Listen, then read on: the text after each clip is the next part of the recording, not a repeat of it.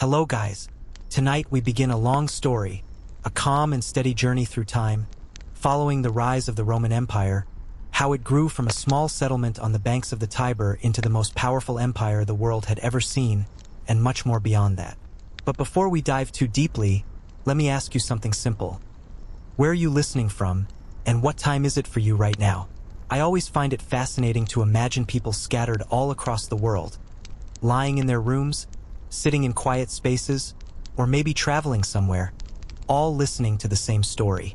Perhaps you are in Europe, where the ruins of Rome still stand, or in the Americas, far away yet still connected to this tale.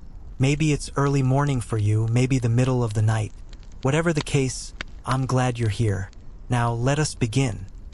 Imagine the Italian peninsula over 2,000 years ago, before the marble cities, before the legions in shining armor, before the emperors whose names would echo through history. It was a land of small villages, fields worked by hand, scattered tribes who spoke similar but not identical tongues. Rome itself was, at first, nothing remarkable. A few huts, a cluster of families, a settlement on 7 small hills by a bend in the river. Yet from this modest start would grow an empire that stretched from Britain in the north to Egypt in the south, from Spain in the west to Mesopotamia in the east. And the story of how that happened is not simply about battles or politics, but about the everyday lives of the people, their food, their festivals, their fears, and their ambitions. The Romans themselves liked to tell stories about their origins. They spoke of Romulus and Remus, twin brothers raised by a she-wolf, who quarreled over where to found their city. Romulus, in a moment of violence that already hinted at the character of Rome, killed his brother and became the first king. Myth and truth blended in these tales, and while historians doubt the details, the Romans believed them deeply, and belief has a power of its own. To them, Rome was destined from its very birth to rise through struggle and to endure through conflict. But myths alone could not build an empire. Early Rome was surrounded by rivals: the Etruscans to the north, the Latins nearby, and the Samnites in the hills. Life was precarious, and survival required discipline, organization, and a willingness to adapt. This, more than anything else, became the secret of Roman strength: the ability to take an idea, a tactic, even a god, from others and make it Roman. When they fought enemies, they often adopted their best practices. When they encountered foreign religions, they absorbed their deities into their own pantheon. This flexibility, combined with a stubborn determination never to give up, made them uniquely suited to grow in power. Imagine a Roman soldier in those early days. His equipment was simple: a round shield, a short spear, perhaps a helmet of bronze if he was fortunate. He would stand in a line beside neighbors and relatives, the early Roman battle formations more like a village defending itself than the professional army it would later become. After a battle, win or lose, he would return to his fields, for Rome was not yet a land of professional soldiers. Most were farmers, their wealth measured in goats, pigs, or a patch of fertile soil. War and agriculture were tied together. A successful campaign meant not only victory but also land to farm, spoils to feed the family, and slaves to do the hardest labor. The diet of these people was plain but sustaining: bread made from coarse grain, porridge flavored with herbs, olives, cheese, and occasionally meat when fortune allowed. Wine diluted with water was the common drink, for plain water was not always safe. Meals were simple, eaten not in grand feasts but as necessities of life, though festivals provided moments of abundance. During religious celebrations, sacrifices of animals meant that ordinary people might share in roasted meat, a taste of luxury compared to their daily fare. Yet even in these early centuries, Rome was restless. The city's leaders, first kings and later elected officials, sought always to expand influence, to secure allies, and to push the boundaries outward. Wars with neighbors were constant, sometimes brief skirmishes, sometimes drawn-out struggles. Each victory brought new land and new citizens, and each defeat taught lessons that hardened the Romans for the future. Unlike many peoples of the ancient world who might be shattered by a great loss, Rome developed a strange resilience. After a defeat, they returned stronger, reorganized, and more determined. This pattern would define them for centuries. As the years passed, Rome began to organize itself in ways that gave it unusual stability. The creation of the Republic after the overthrow of the monarchy was a pivotal moment. Power was no longer in the hands of a single king but distributed among elected magistrates, senators, and assemblies. Though imperfect and full of tensions between classes, the wealthy patricians and the poorer plebeians, it gave Rome a political framework that could survive turmoil. This system allowed debates, compromises, and reforms that kept the city from collapsing under internal strain. It was not democracy as we know it today, but it gave a sense of participation and shared destiny to many citizens. Picture the Roman Forum, even in its early days. A bustling square, traders selling goods, politicians giving speeches, priests leading ceremonies. It was noisy, chaotic, alive with ambition. From dawn to dusk, people gathered there, gossiping about wars, about taxes, about scandals. In a way, it was the beating heart of Rome, a place where decisions were made that would ripple across the Mediterranean. And so the small city began its transformation, step by step, through conflict, adaptation, and ambition. Already the seeds were planted that would make Rome not just a power among many, but the dominant force of the known world. Yet the road ahead was long and filled with challenges. Invasions, betrayals, civil wars, and moments when it seemed the city might be destroyed. But that is the fascination of Rome. No matter the danger, it found a way to survive and grow stronger.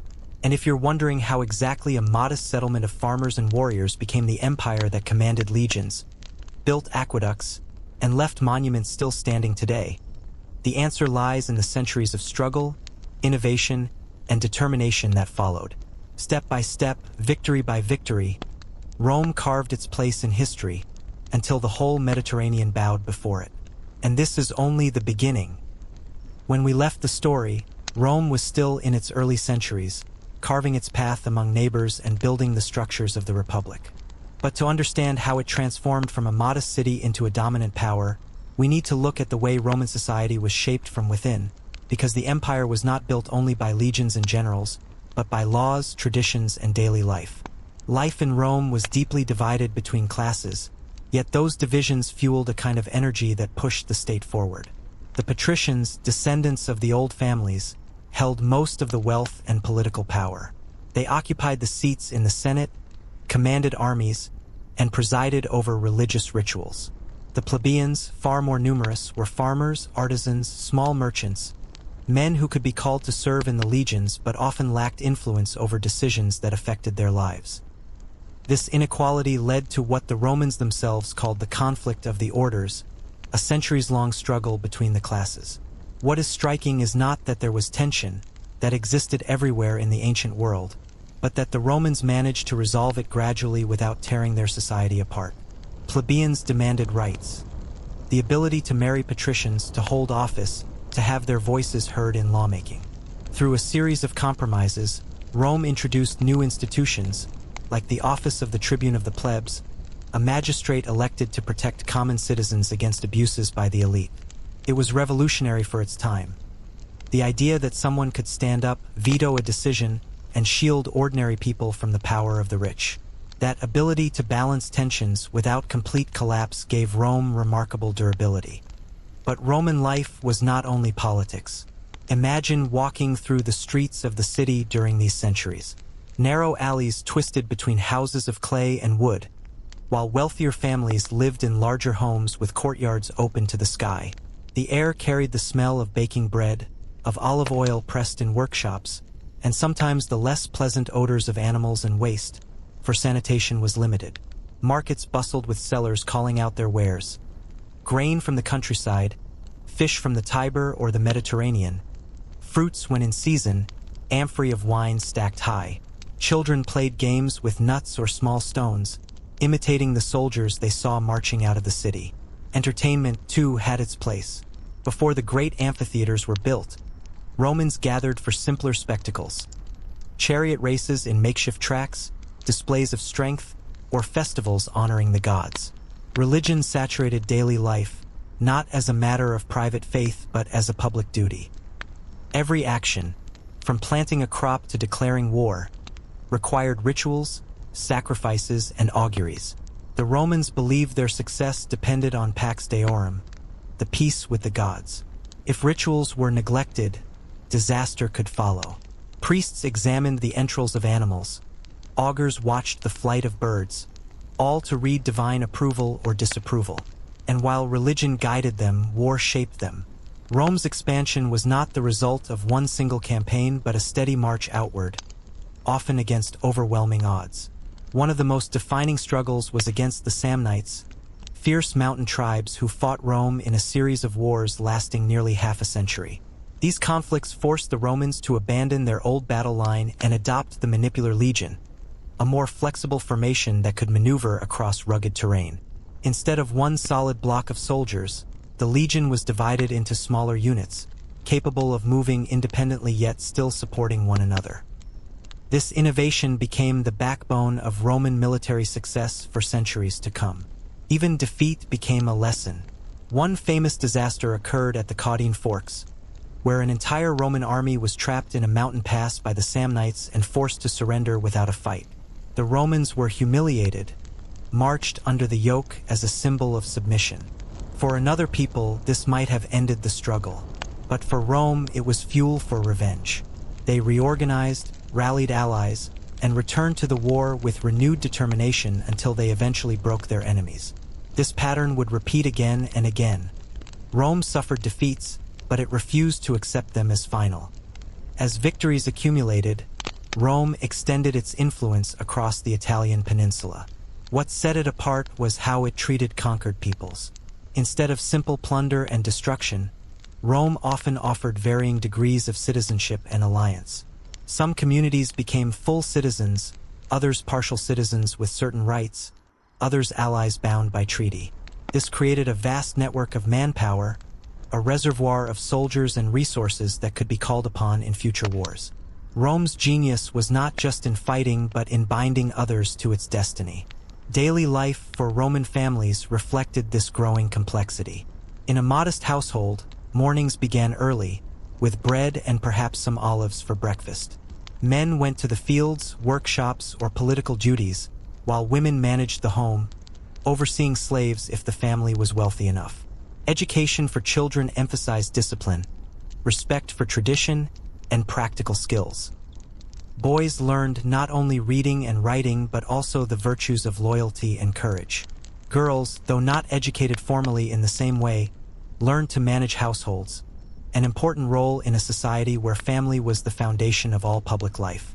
In wealthier homes, meals became more elaborate, with imported delicacies from across the Mediterranean. Figs from the east, spices from distant lands, even oysters transported inland on blocks of ice. Banquets were opportunities to display status, but also to forge political alliances. For in Rome, food and politics were often intertwined. To recline at the table of a powerful man was to be part of his network, his influence spreading like the roots of a tree. And yet, even as Rome prospered, shadows loomed on the horizon. To the south, across the sea, lay Carthage, a wealthy maritime empire whose fleets controlled trade routes and whose merchants grew rich on commerce. Inevitably, Rome and Carthage would clash, and the result would shape not only the destiny of Rome but the entire Mediterranean world. The wars that followed, the Punic Wars, were among the most brutal and consequential of antiquity. But before those epic struggles, Rome had to finish consolidating Italy. Roads were built, not the grand highways of later centuries, but the beginnings of a network that tied allies to the capital. These roads carried armies swiftly, but also carried ideas, goods, and culture. Wherever Rome went, it left behind not only garrisons but the imprint of its way of life. Its laws, its gods, its Latin tongue. Slowly, the peninsula began to take on a shared identity, bound not by force alone, but by the promise of belonging to something greater. Picture again the forum, now larger, more crowded. Senators in white togas debate policy, traders argue over prices, priests conduct sacrifices, soldiers boast of campaigns. The city hums with energy, the sense that something greater than any one individual is unfolding. The people do not yet know that their city will one day command provinces stretching for thousands of miles. but the foundations are already set. The habits of discipline, adaptation, and ambition are in place. And as the first century before the Punic Wars draws to a close, Rome stands ready to take the next step, a step that will lead it into confrontation with powers far greater than any it has yet faced. Rome had secured dominance over Italy, but the world beyond the peninsula was full of rivals. Chief among them stood Carthage, a city founded centuries earlier by Phoenician traders on the coast of North Africa. Carthage was wealthy, with fleets that ruled the sea and colonies scattered across the western Mediterranean.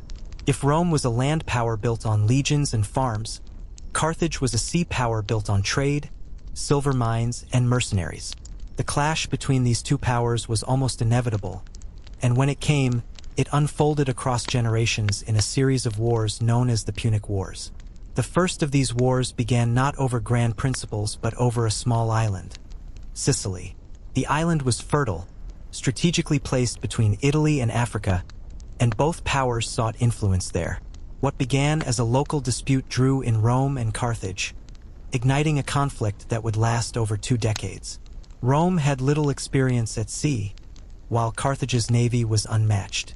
To fight this enemy, the Romans did what they always did. They adapted.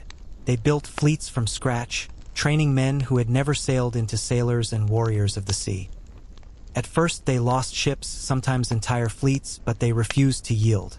They devised new strategies, such as the corvus, a boarding device that turned naval battles into infantry fights, favoring Rome's strength in close combat. The war dragged on with terrible losses on both sides. Sicily's fields were burned, its cities besieged. Soldiers spent years away from their homes, enduring hunger, storms, and the endless grind of campaign life.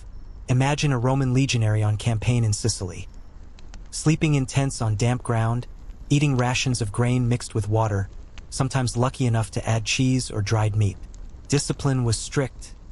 Punishment for disobedience could be brutal. Yet the promise of victory meant land, wealth, and honor.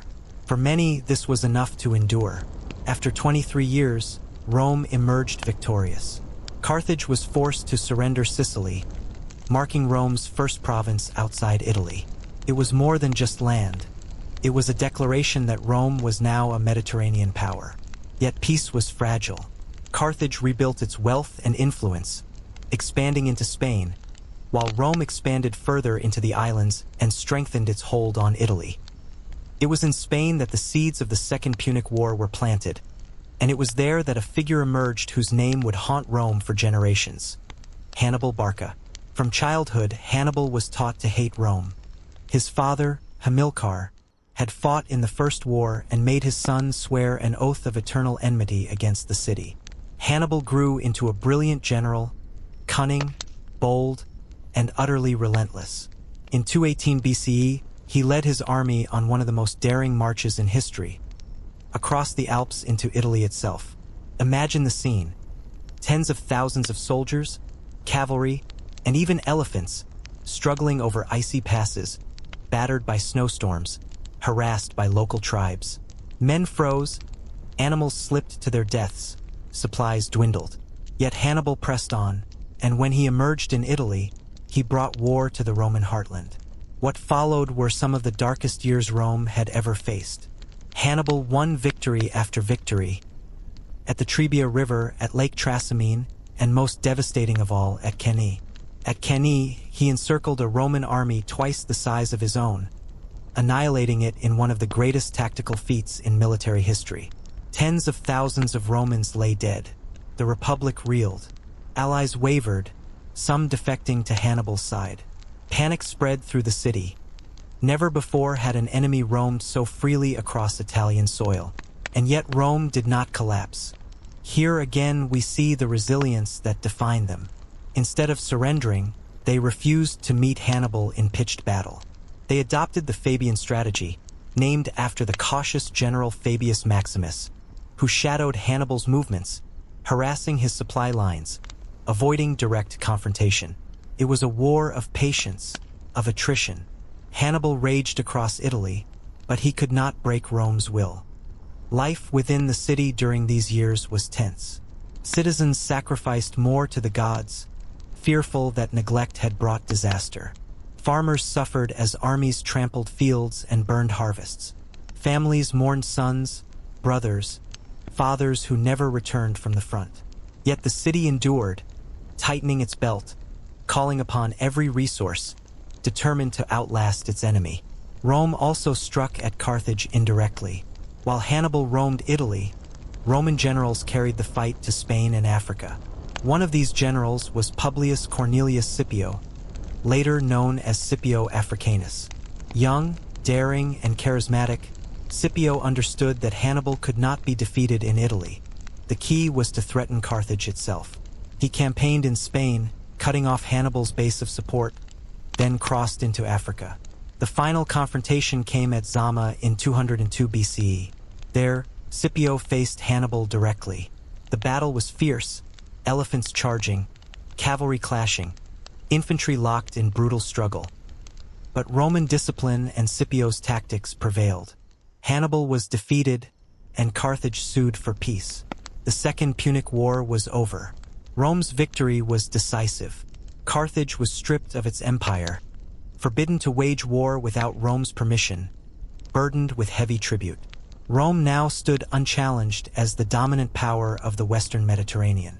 Its legions had proved themselves against one of the greatest generals in history, and its people had shown an unmatched resolve to survive disaster. But this triumph brought new challenges. Victory meant wealth, treasure, slaves, fertile lands. The influx of riches transformed Roman society. Senators and generals grew enormously rich, buying vast estates worked by slaves, while small farmers struggled to compete. Inequality deepened, creating tensions that would later erupt in social conflict. Cities swelled with the poor seeking work, while the elite built lavish villas, hosting banquets where exotic foods from across the empire were served. Peacocks, imported wines, spices, and fruits far from their native lands. At the same time, Rome was changing culturally. Contact with Greece brought philosophy, literature, and art. Greek tutors taught Roman children. Greek sculptures adorned Roman houses. Greek plays were performed in Roman theaters. Some welcomed this as refinement. Others feared it would soften Roman virtues of discipline and simplicity. Yet the influence was irreversible. Rome was becoming not just a military power, but a cultural one as well. As decades passed, Rome tightened its grip across the Mediterranean.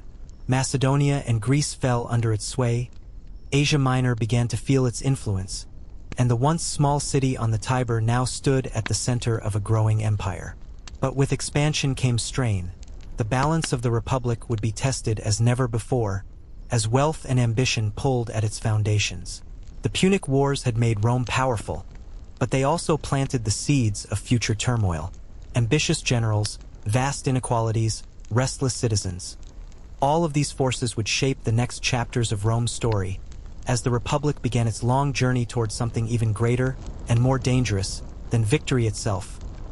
Rome emerged from the Punic Wars stronger than ever, its influence stretching far beyond Italy. But with that strength came transformations that began to shake the very foundations of the Republic. Victory had brought immense wealth and power, but also inequality, ambition, and unrest. To truly understand how Rome turned from a resilient republic into a vast empire, we must look closely at the changes within its society during these turbulent centuries. One of the most significant shifts was in land ownership. Before Rome's expansion, much of Italy was worked by small farmers, men who owned modest plots of land and fought as citizen soldiers when called upon. Their independence was the backbone of the Republic, for they had both the responsibility of defending Rome and the pride of providing for their families. But after the wars, as treasure and slaves poured into the city, wealthy senators and generals began buying up farmland, often from families ruined by years of absence during campaigns. The estates grew larger and larger, called latifundia, vast holdings worked not by citizens but by slaves captured in war. Slaves became one of the most defining features of Roman society. In the wake of conquest, hundreds of thousands were brought to Italy. Men, women, and children from Greece, Spain, Africa, and the East. They labored in fields, toiled in mines, served in households, and entertained in arenas. For the wealthy, slaves meant luxury and leisure. For the poor, they meant competition and displacement, for how could a free farmer or craftsman compete with unpaid labor? The old balance of the Republic began to tilt, and resentment simmered among the common citizens. Tensions boiled over in the late 2nd century BCE with the reforms proposed by the brothers Tiberius and Gaius Gracchus. They sought to redistribute land, to give the poor a chance to own farms again, to restore the independence that had once made Rome strong. Their efforts, however, were met with fierce resistance from the Senate and the elite. Both brothers were killed in political violence, a shocking break from tradition. Until then, disagreements in Rome were bitter but rarely settled with blood in the streets. The deaths of the Gracchi revealed how fragile the Republic had become. At the same time, the legions themselves were changing. For centuries, only property-owning citizens could serve as soldiers, bringing their own equipment to war. But as wealth concentrated in the hands of the few, fewer men qualified. A reformer named Gaius Marius opened military service to the poor, providing arms and armor at the state's expense. This gave Rome a new reservoir of manpower, but it also altered loyalties. Soldiers no longer fought only for the Republic. They fought for the generals who promised them land and rewards. Ambitious men now had the power to raise personal armies, and this shift would prove dangerous in the years to come. While Rome grappled with internal strain, it continued to expand abroad. In the east, it defeated Macedonia and Greece, bringing the great centers of Hellenistic culture under its sway.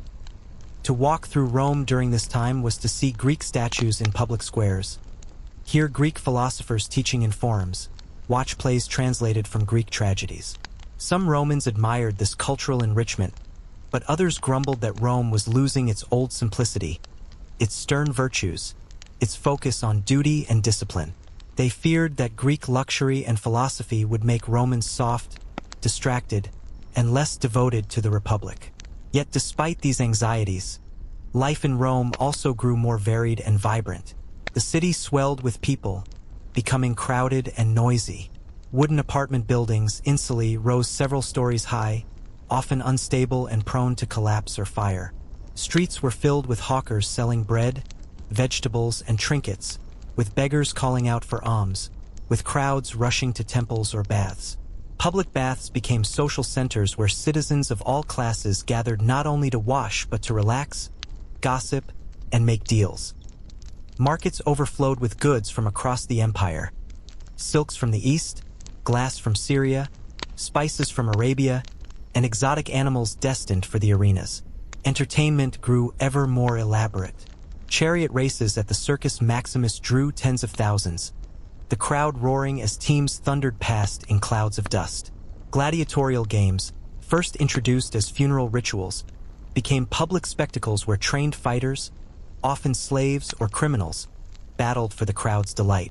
These games stirred controversy. Some saw them as brutal and corrupting, others as a demonstration of Roman strength and courage. But no matter the opinion, they were wildly popular, a way for politicians to gain favor by sponsoring spectacles. Despite all this growth, unrest was constant. Slave revolts erupted, most famously that led by Spartacus in the 70s BCE.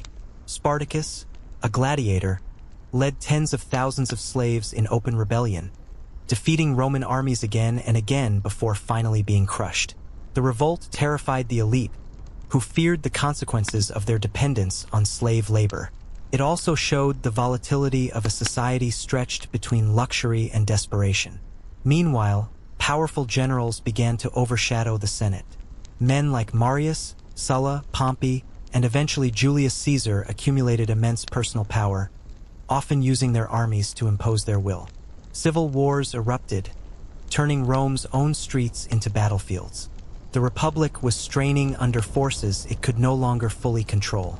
And yet, for ordinary Romans, life continued in a rhythm of work, worship, and survival. Families ate their daily bread, flavored with olive oil or dipped in garum, a pungent fish sauce beloved across the empire. Children played with clay dolls or rolled hoops along dusty alleys. Festivals lit up the calendar, from Saturnalia with its gift-giving and reversal of social roles, to Lupercalia with its wild rituals for fertility and purification. These traditions kept the community bound together even as politics grew violent. As the 1st century BCE unfolded, it became clear that Rome was heading toward transformation. The Republic, proud of its centuries of shared governance, was sliding toward rule by individuals whose ambition outstripped the old balance of institutions. Yet this was also the age when some of Rome's most legendary figures rose to prominence, men whose names still echo across history, and none loomed larger than Julius Caesar. His story would intertwine personal ambition with the fate of the Republic itself, leading Rome into an era of upheaval that would end with the birth of empire. Julius Caesar did not appear suddenly as a towering figure. He rose step by step through a society already reshaped by war, inequality, and ambition. To understand how he became the man who would change Rome forever, we need to imagine the city in the middle of the 1st century BCE. Rome was the beating heart of a vast republic, yet it was also a city filled with tension. Senators argued endlessly in the forum, often more concerned with personal rivalries than the needs of the state. Veterans of long campaigns crowded into the city, hoping for land that had been promised but never delivered. The poor filled the narrow streets, dependent on the grain dole provided by the state, a monthly distribution of wheat that kept hunger at bay but did little to solve deeper problems. At the same time, the wealthy elite lived in magnificent villas decorated with mosaics, fountains, and art looted from Greece and the East. The contrast between luxury and poverty had never been greater. It was in this world that Caesar, born into the ancient Julian clan, began his career. Though his family was noble, it was not among the wealthiest, and Caesar understood from an early age that his path to power would require both skill and daring. He cultivated allies, charmed crowds with his eloquence, and displayed a generosity that won him popular support. Rome admired ambition when combined with boldness, and Caesar embodied both. He first made his mark as a brilliant speaker and politician, gaining the favor of the people. Yet it was his military command that transformed him into a legend. Assigned to govern Gaul, a vast region encompassing modern France and beyond, he embarked on campaigns that lasted nearly a decade. These wars were brutal, but they showcased Caesar's genius as a commander. He defeated tribe after tribe, built bridges across rivers, even crossed the English Channel to set foot on the island of Britain, a land unknown to most Romans. His commentaries on the Gallic Wars, written in a clear and gripping style, were not only military reports but propaganda, ensuring that everyone in Rome knew of his victories. Meanwhile, back in the city, his growing power worried the Senate. Some admired him, but many feared him. Caesar's alliance with Pompey and Crassus, known as the First Triumvirate, had given him political dominance for a time. But when Crassus died and Pompey turned against him, tension grew into crisis. The Senate ordered Caesar to disband his army and return to Rome as a private citizen. For most men, such an order would have meant the end of their career, or even their life. But Caesar was not most men. In 49 BCE, he made a decision that would change history. Leading his legion, he crossed the Rubicon River, the boundary beyond which no general could legally march with an army. By doing so, he committed treason against the Republic. Yet his words, according to tradition, were simple: Alia iacta est. The die is cast. With that, civil war erupted. The war that followed pitted Caesar against Pompey and the Senate's forces. Battles raged across Italy, Greece, and the Mediterranean. Caesar moved swiftly, his tactics bold and decisive. At Pharsalus in 48 BCE, he defeated Pompey's larger army, forcing his rival to flee to Egypt, where Pompey was murdered by local rulers seeking favor with Caesar. Caesar himself arrived soon after, becoming entangled in Egyptian politics and meeting Cleopatra, the queen who would play a dramatic role in his later life. Returning to Rome victorious, Caesar was hailed as a hero by the people, though the Senate eyed him with suspicion.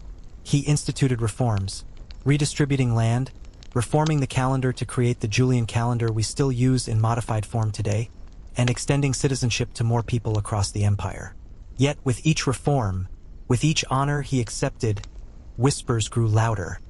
Was Caesar aiming to make himself king? The Romans had expelled their kings centuries earlier, and the word itself was hateful to them. The Republic, at least in theory, was meant to be shared power, not a throne for one man. Still, Caesar's popularity among the masses was undeniable. Festivals celebrated his victories, coins bore his image, statues were raised in his honor. He even accepted the title dictator for life, a move that confirmed the fears of many senators. To his supporters, he was the savior of Rome, the man who brought stability after years of chaos. To his enemies, he was a tyrant in the making, a threat to the very essence of the Republic. In 44 BCE, the tension reached its climax. A group of senators, including men who had once been Caesar's friends, conspired to end his life. On the Ides of March, during a Senate meeting, they struck. Surrounded, stabbed again and again, Caesar fell beneath the statue of Pompey, his blood soaking the floor.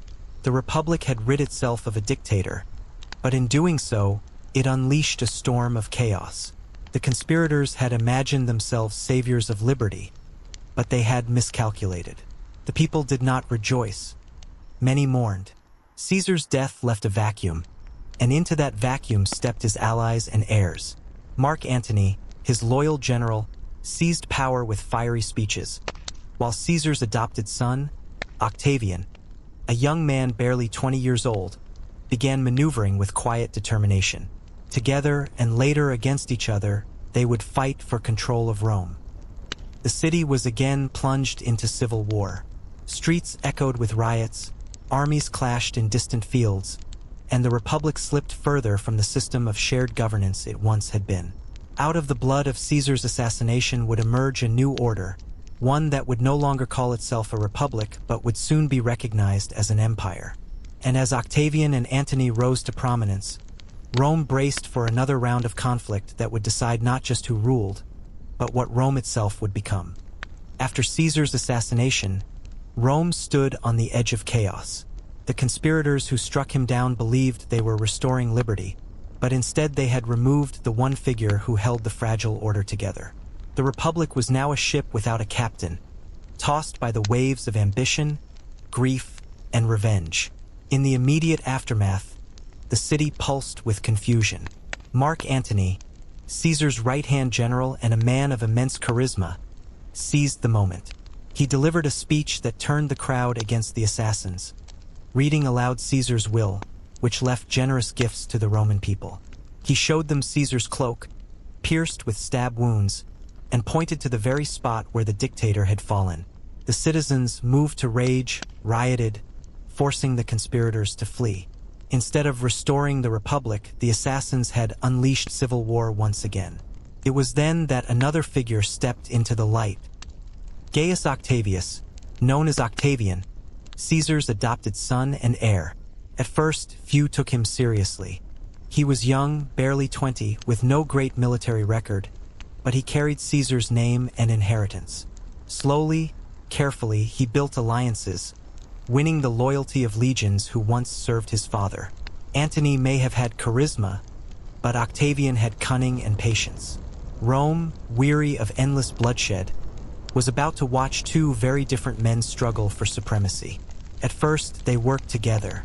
Along with a general named Lepidus, they formed the Second Triumvirate, a three-man dictatorship that divided power between them. To secure their rule, they unleashed proscriptions, lists of enemies marked for death.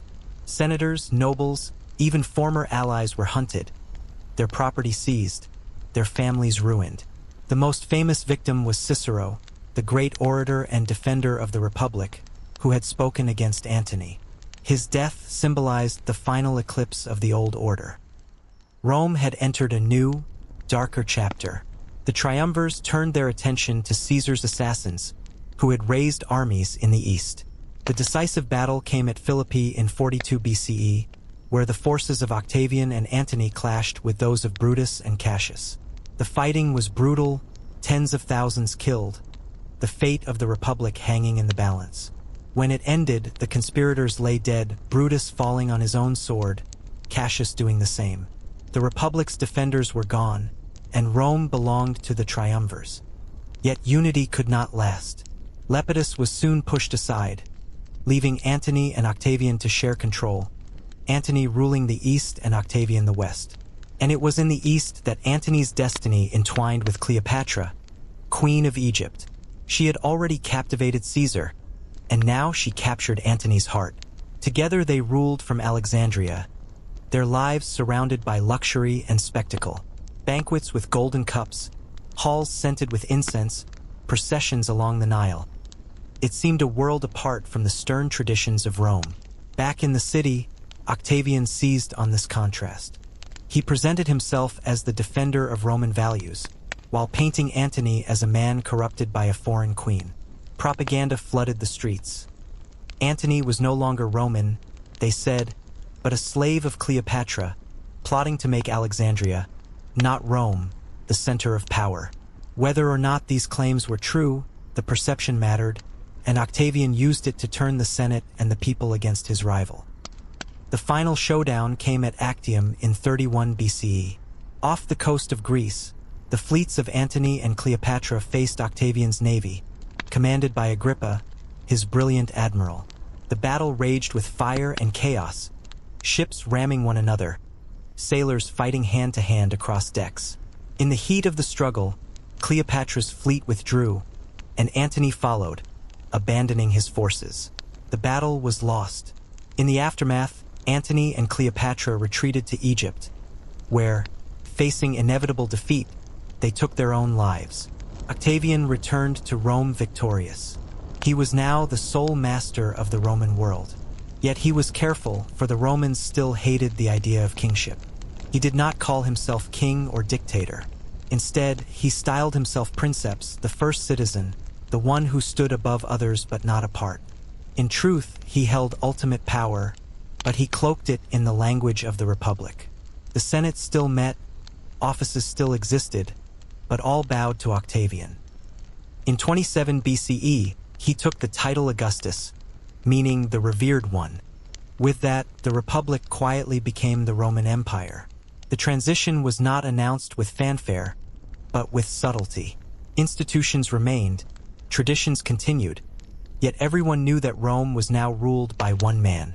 Under Augustus, Rome entered a new era, one of stability after decades of civil war.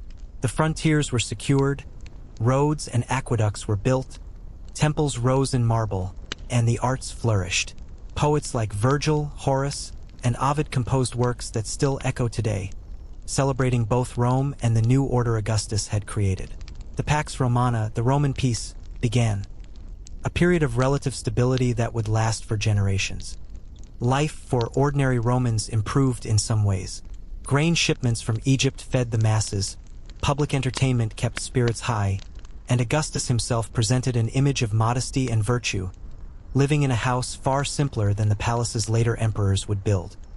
He was careful never to appear as a tyrant, for he knew that the memory of Caesar's assassination still lingered. Instead, he cast himself as the guardian of Rome, the man who restored peace after decades of bloodshed. Yet beneath the surface, change was profound. The Republic, with its centuries of shared governance, was gone. In its place stood a monarchy in all but name, passed not through elections but through succession. Rome had become an empire, its fate tied to the character and ambition of its emperors. Some would be wise, others cruel, but all would rule in the shadow of Augustus, the man who turned Rome into the greatest power the world had ever seen. And while the empire brought peace to many, it also demanded loyalty, taxes, and soldiers from countless provinces. From Britain to Judea, from Spain to Egypt, people now lived under Roman law, spoke Latin alongside their native tongues, and contributed to the immense machine that was the empire. The story of Rome had entered a new phase, one of splendor and power, but also of fragility, for an empire so vast could only endure through constant vigilance, discipline, and the delicate balance between ruler and ruled. Under Augustus, Rome entered a period of remarkable stability, known as the Pax Romana, a peace that would last over 2 centuries. It was a time when the empire consolidated its territories, expanded its infrastructure, and saw culture and daily life flourish in ways that transformed the city and provinces alike. But this era of peace was not simply the absence of war. It was a time of intense organization, discipline, and careful management, and it shaped what Rome would become for centuries. Imagine walking through the streets of Rome during Augustus's reign. The city was crowded, vibrant, and noisy, but also carefully managed. Roads had been paved or repaired, aqueducts carried water into fountains and public baths, and new temples rose in marble, dedicated to gods and emperors alike. Markets overflowed with goods: grain from Egypt, wine from Gaul, olive oil from Hispania, spices from Arabia, and silk from distant lands in the east. Shops and stalls competed for customers, calling out in the bustling crowd. While merchants haggled, slaves ran errands, and children darted through the streets playing games with hoops and balls. Public entertainment reached new heights. Augustus understood the power of spectacle to unify the city and to distract the populace from political tensions. Chariot races at the Circus Maximus could draw hundreds of thousands, fans shouting for their favorite factions. Gladiatorial games, originally religious or funerary rituals, were now elaborate events sponsored by wealthy officials to display power and generosity. Exotic animals, lions, elephants, even crocodiles, were imported from Africa and the East for the games, a reminder of Rome's vast reach. Yet the peace Augustus enforced was not passive. Soldiers were stationed along the empire's borders, from the cold forests of Germania to the deserts of Syria. Forts, watchtowers, and roads ensured rapid communication and troop movement. Discipline was strict. Legions trained daily, drilling in formation, learning complex maneuvers, maintaining weapons and armor, and practicing engineering skills such as building bridges and fortifications. A soldier's life was rigorous, demanding endurance and obedience, but it forged the backbone of Rome's enduring power. Daily life for ordinary Romans had its routines and rhythms. Wealthy citizens dined in villas with mosaic floors and open courtyards, reclining on couches and enjoying meals that could include fish, poultry, exotic fruits, and wine mixed with honey or spices.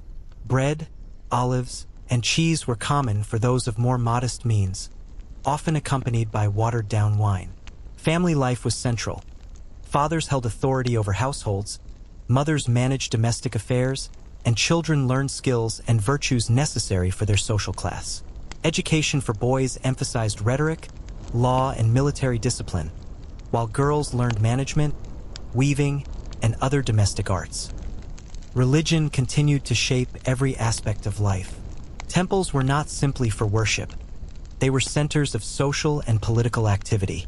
Festivals occurred throughout the year, marking agricultural cycles, honoring deities, and commemorating victories. The Vestal Virgins maintained the sacred fire of Vesta, symbolizing the city's eternal flame. Augurs interpreted omens, priests offered sacrifices, and the population observed rites designed to ensure the favor of the gods. Even Augustus himself was careful to maintain religious traditions, portraying his rule as harmonious with the divine will. The provinces, too, experienced transformation. Roman law extended across territories, introducing a shared system of justice and obligations. Roads connected distant cities, enabling trade, communication, and military mobility. Cities grew in size and complexity, often built in the Roman style with forums, baths, theaters, and amphitheaters. Local elites were incorporated into the system of governance, becoming intermediaries between the emperor and the people. Latin and Greek became common languages of administration and culture, allowing ideas and laws to spread quickly. Commerce thrived. Traders and merchants traveled vast distances, navigating the Mediterranean by sea or following roads over mountains and plains.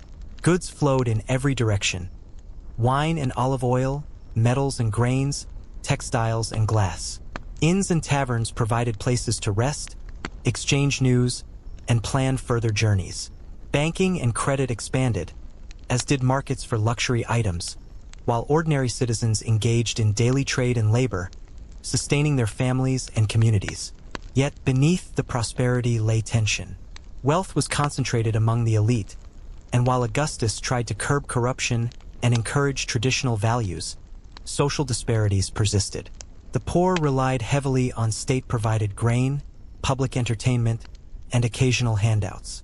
Slavery remained a cornerstone of the economy, with countless men and women working fields, workshops, and households. Revolts were rare but possible, a reminder that even in peace, Rome's stability required vigilance. Augustus also understood the power of propaganda. Monuments, coins, and literature celebrated his achievements and linked him to Rome's founding myths.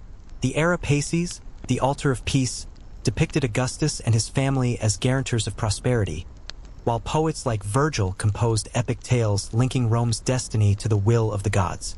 Every detail, from public works to festivals, reinforced the narrative of a Rome at the height of its glory, guided by wise leadership.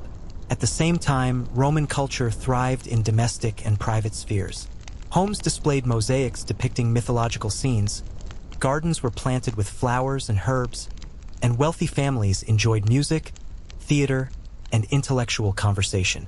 Education and literacy spread, particularly among the elite, and libraries and scroll collections preserved knowledge from Greece, the Near East, and beyond. Medicine, engineering, and architecture advanced, drawing from centuries of accumulated experience and the new opportunities provided by empire. Despite all these developments, Rome remained vigilant. Frontiers were defended, governors monitored, and spies reported on potential unrest. Augustus' successors would inherit an empire secure but also vast, complex, and demanding. Each generation of rulers would face the challenge of maintaining the delicate balance between power and perception, between peace and the ever-present risk of rebellion. The Pax Romana allowed Rome to consolidate not only territory but identity. Citizens and subjects, soldiers and civilians, rich and poor, all participated in a shared experience of Roman civilization. Roads, law, language, and culture bound the empire together, creating an extraordinary cohesion that few in human history had achieved. Yet the machinery of empire required constant attention, and the lives of millions were intertwined with the decisions of a few powerful men in Rome. And so, as Augustus ruled, Rome entered an era of unprecedented influence and stability, setting patterns that would endure for centuries, while preparing the stage for the triumphs and tribulations of the emperors who would follow. After Augustus, the empire entered a period where the stability of the Pax Romana was tested by the ambitions, personalities, and visions of his successors. Tiberius, the second emperor, inherited the throne with all its weight, a sprawling empire spanning continents, millions of subjects, and a complex web of administration and military oversight. He was not a man of public charm, yet he understood the machinery of power, the importance of discipline, and the delicate balance required to maintain peace across such vast territories. Life in Rome under Tiberius was orderly but tense. The city retained its bustling energy. Markets teemed with merchants from Gaul, Hispania, the Near East, and North Africa. Citizens walked past temples and public baths, children played in the alleys, and public performances provided distraction from the rigors of daily life. Yet behind the scenes, the atmosphere was charged with suspicion. Tiberius relied heavily on informers and a network of spies, aware that ambition, envy, and resentment could quickly destabilize his rule. Meanwhile, the provinces experienced both continuity and change. Governors administered territories with broad powers, but under imperial oversight. Roads allowed armies and officials to move quickly, connecting cities from the Rhine to the Euphrates. Taxes flowed from farms, mines, and cities back to Rome, funding both the lavish lifestyles of the elite and the infrastructure that kept the empire functional. In the provinces, life was a mix of local traditions and Roman influence. Temples to Roman gods were erected alongside existing sacred sites, Latin inscriptions appeared on public buildings, and Roman law dictated property, trade, and civic conduct. Military life remained central to the empire's security. Legions stationed along the frontiers trained constantly, constructing fortifications, patrolling borders, and engaging in small-scale skirmishes to deter hostile tribes. Soldiers lived in fortified camps, often far from their families, enduring harsh conditions but finding camaraderie and purpose in their service. Their loyalty was crucial. Unlike in the Republic, where soldiers' primary allegiance was to the state, Under the empire, it increasingly rested with the emperor himself. Rome itself was transformed by imperial projects. Aqueducts carried water to fountains and baths, some of which could accommodate thousands of visitors at a time. The city's skyline changed with monumental architecture. Temples, basilicas, and arches commemorated victories, honored gods, and reinforced the emperor's presence. Streets bustled with activity, from vendors selling bread and wine to artisans crafting pottery, metalwork, and textiles. Wealthy families displayed their status with elaborate villas, adorned with frescoes, mosaics, and gardens cultivated with imported plants. Public entertainment remained central. Gladiatorial games were expanded, with new arenas and amphitheaters constructed to host ever more elaborate spectacles. Exotic animals, sometimes transported from as far as Africa and India, fought in staged hunts, thrilling and horrifying the crowds simultaneously. Chariot races at the Circus Maximus could draw hundreds of thousands, with factions competing fiercely for prestige and favor.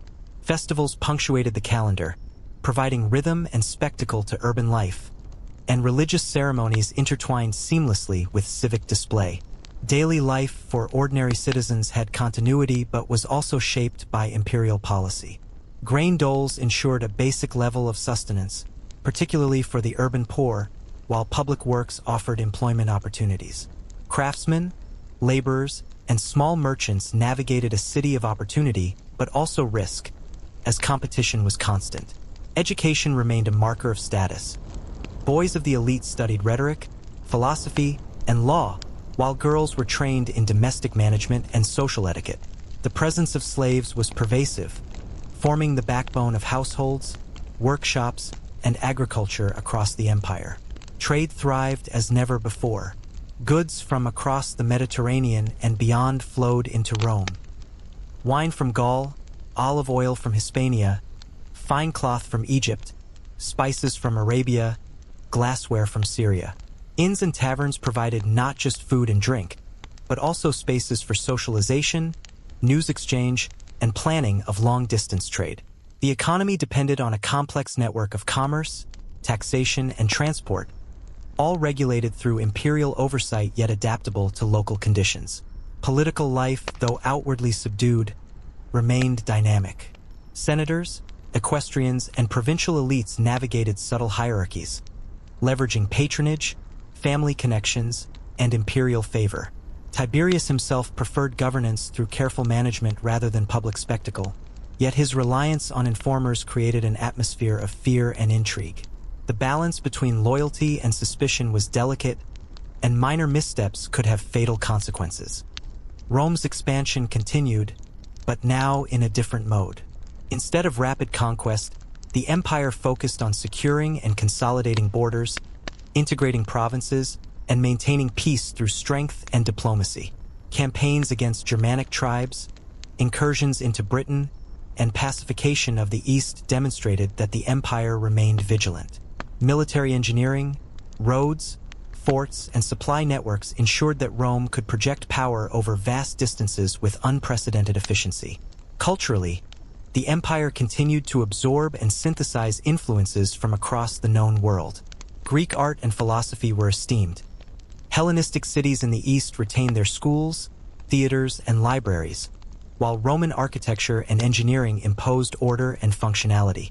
Literature flourished, with poets, historians, and scholars documenting events, celebrating the empire, and exploring philosophical themes. The fusion of Roman and local cultures created a distinctive, cosmopolitan civilization. At the same time, ordinary life remained grounded in the daily rhythms of survival, family, and labor. Farmers tended fields, relying on irrigation and techniques improved over centuries. Tradesmen maintained shops and workshops, producing pottery, metal tools, textiles, and other necessities. Women managed households, supervised slaves, and ensured the transmission of customs and education to the next generation. Religious observances punctuated daily routines, with sacrifices, festivals, and pilgrimages linking private life to the broader civic and cosmic order. Despite the outward stability, tension simmered beneath the surface. The concentration of wealth among elites, dependence on slavery, the gap between urban and rural populations, and the reliance on military loyalty created vulnerabilities. Each emperor would inherit not only the power to rule, but also the challenge of maintaining cohesion across a vast and diverse population. The success of Rome depended on careful administration, strategic vision, and the delicate interplay between authority, culture, and daily life.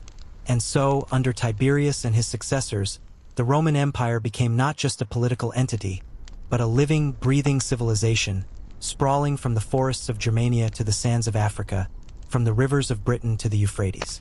Every street, village, and frontier outpost was connected through law, culture, and military power, forming a network of influence and identity that would define Rome for centuries to come.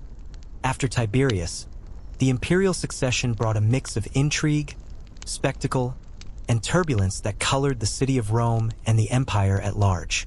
Caligula, officially Gaius Julius Caesar Germanicus, assumed power in 37 CE, inheriting an empire shaped by Augustus and maintained by Tiberius. Initially, many welcomed him. His youth and charisma suggested a continuation of prosperity and stability, but soon, his rule became infamous for eccentricity, cruelty, and excess, marking a period that astonished and unsettled both citizens and senators alike. Life in Rome under Caligula's early reign was lavish. He threw grand public games, including chariot races, gladiatorial combats, and theatrical performances, often employing exotic animals and elaborate stagecraft. Banquets overflowed with exotic foods, peacock tongues, dormice, oysters, and wines imported from distant provinces. Gold and silver were everywhere, adorning palaces, temples, and public buildings, a dazzling display intended to impress the population and display imperial grandeur. Yet beneath the spectacle, fear grew. Caligula demanded obedience, indulged in acts of cruelty against perceived enemies, and reportedly fancied himself a living god, ordering temples to his name and even allegedly planning to make his horse a consul. Despite his personal excesses, the machinery of government and the empire continued to function. Governors administered provinces, military commanders patrolled frontiers, and tax collectors ensured the flow of wealth back to Rome. Soldiers remained disciplined, loyal primarily to the emperor who ensured their pay and benefits. Trade and commerce continued to thrive. Merchants moved grain from Egypt, olive oil from Hispania, wine from Gaul, and silks and spices from the east. Inns and taverns buzzed with travelers and traders, and markets overflowed with the goods of a sprawling empire. Ordinary life for citizens varied by class. The urban poor relied heavily on grain doles and public entertainment to sustain themselves, while working families navigated streets crowded with vendors, artisans, and slaves. Education remained a marker of status. Boys of elite families studied rhetoric, law, and philosophy, preparing for public office or military command. Girls learned household management, weaving, and social etiquette, ensuring that traditions and influence could be passed to the next generation. Religious observances continued alongside civic duties, maintaining the connection between the populace and the divine order. Caligula's reign was short but left a lasting impression. He was assassinated in 41 CE, killed by members of the Praetorian Guard, the very force entrusted with the emperor's protection. His death exposed the fragility of power and the underlying tension between ruler, military, and citizenry. Into this void stepped Claudius, a man previously considered unlikely to rule. Claudius, physically weak and often underestimated, proved surprisingly competent. He brought administrative reforms, expanded the empire into Britain, and restored order after Caligula's chaos. Claudius understood the importance of law and governance. Roads were repaired and expanded, aqueducts maintained, and new public buildings erected. Provinces were better integrated, with governors reporting more systematically to Rome. Trade flourished, benefiting from security along borders and improved infrastructure. Meanwhile, life in the city remained vibrant. Markets, baths, temples, and theaters sustained daily routines, while festivals, sacrifices, and civic ceremonies maintained a sense of rhythm and community. Yet even under Claudius, the concentration of power in the emperor's hands was evident. Senators and elites navigated a delicate dance of loyalty, ambition, and survival. Influence was often dependent on proximity to the emperor or favor with his advisors and freedmen. The Praetorian Guard held significant sway, capable of determining the fate of emperors, and the memory of Caligula's excesses lingered, reminding all that personal whims could have enormous consequences. Following Claudius, Nero ascended to the throne in 54 CE. He would become one of Rome's most notorious emperors, known for both cultural patronage and personal excesses. Under Nero, the arts flourished. He performed in public theater, commissioned elaborate buildings, and sponsored athletic and musical competitions. Yet his reign was also marked by extravagance, cruelty, and paranoia. Citizens witnessed the construction of palaces adorned with gold, gardens, and fountains, but the splendor often masked instability. Political rivals, senators, and even family members fell victim to purges, executions, and exiles. Despite the notorious personalities of these emperors, the empire's foundations endured. The administrative systems established by Augustus and refined under Tiberius and Claudius continued to function. Provinces supplied resources, armies protected borders, and trade maintained the economy. Citizens navigated daily life with routines shaped by work, family, religion, and public spectacle. Slavery remained integral, with countless men and women laboring in homes, fields, and workshops. Education, social hierarchy, and civic engagement continued to structure Roman life across classes. Urban life remained dynamic. Streets teemed with vendors, children, citizens, and travelers. Public baths offered social spaces where people of different classes mingled, discussed news, or relaxed after laborious days. Forums served as centers of commerce, politics, and social interaction. Gladiatorial games, chariot races, and festivals punctuated the calendar, providing entertainment and reinforcing civic cohesion. Temples and religious observances maintained the connection between divine favor and civic prosperity. Provincial life mirrored Rome in structure, though adapted to local conditions. Cities adopted Roman architecture and law, integrating local traditions. Roads, bridges, and aqueducts connected communities, facilitating trade and military mobility. Governors maintained order, while local elites collaborated with imperial authorities to manage taxation, law enforcement, and cultural integration. Military posts ensured the empire's boundaries were defended, projecting Roman influence far beyond the city itself. The empire's wealth enabled both luxury and expansion. Trade linked continents, with goods from Britain, Africa, the Near East, and beyond converging in Rome. Markets thrived, while artisans, farmers, and merchants participated in a complex, interdependent economy. Citizens experienced a mix of comfort and discipline. Life was governed by routine, social hierarchy, and civic responsibility, but also by the generosity and spectacle of the emperor. And so, despite the excesses of Caligula and Nero, and the turbulence of imperial politics, Rome persisted. Its infrastructure, military, commerce, and culture created a civilization capable of enduring both ambition and chaos. The daily life of citizens, the routines of soldiers, the spectacle of the city, and the administration of provinces all intertwined to sustain an empire unparalleled in history.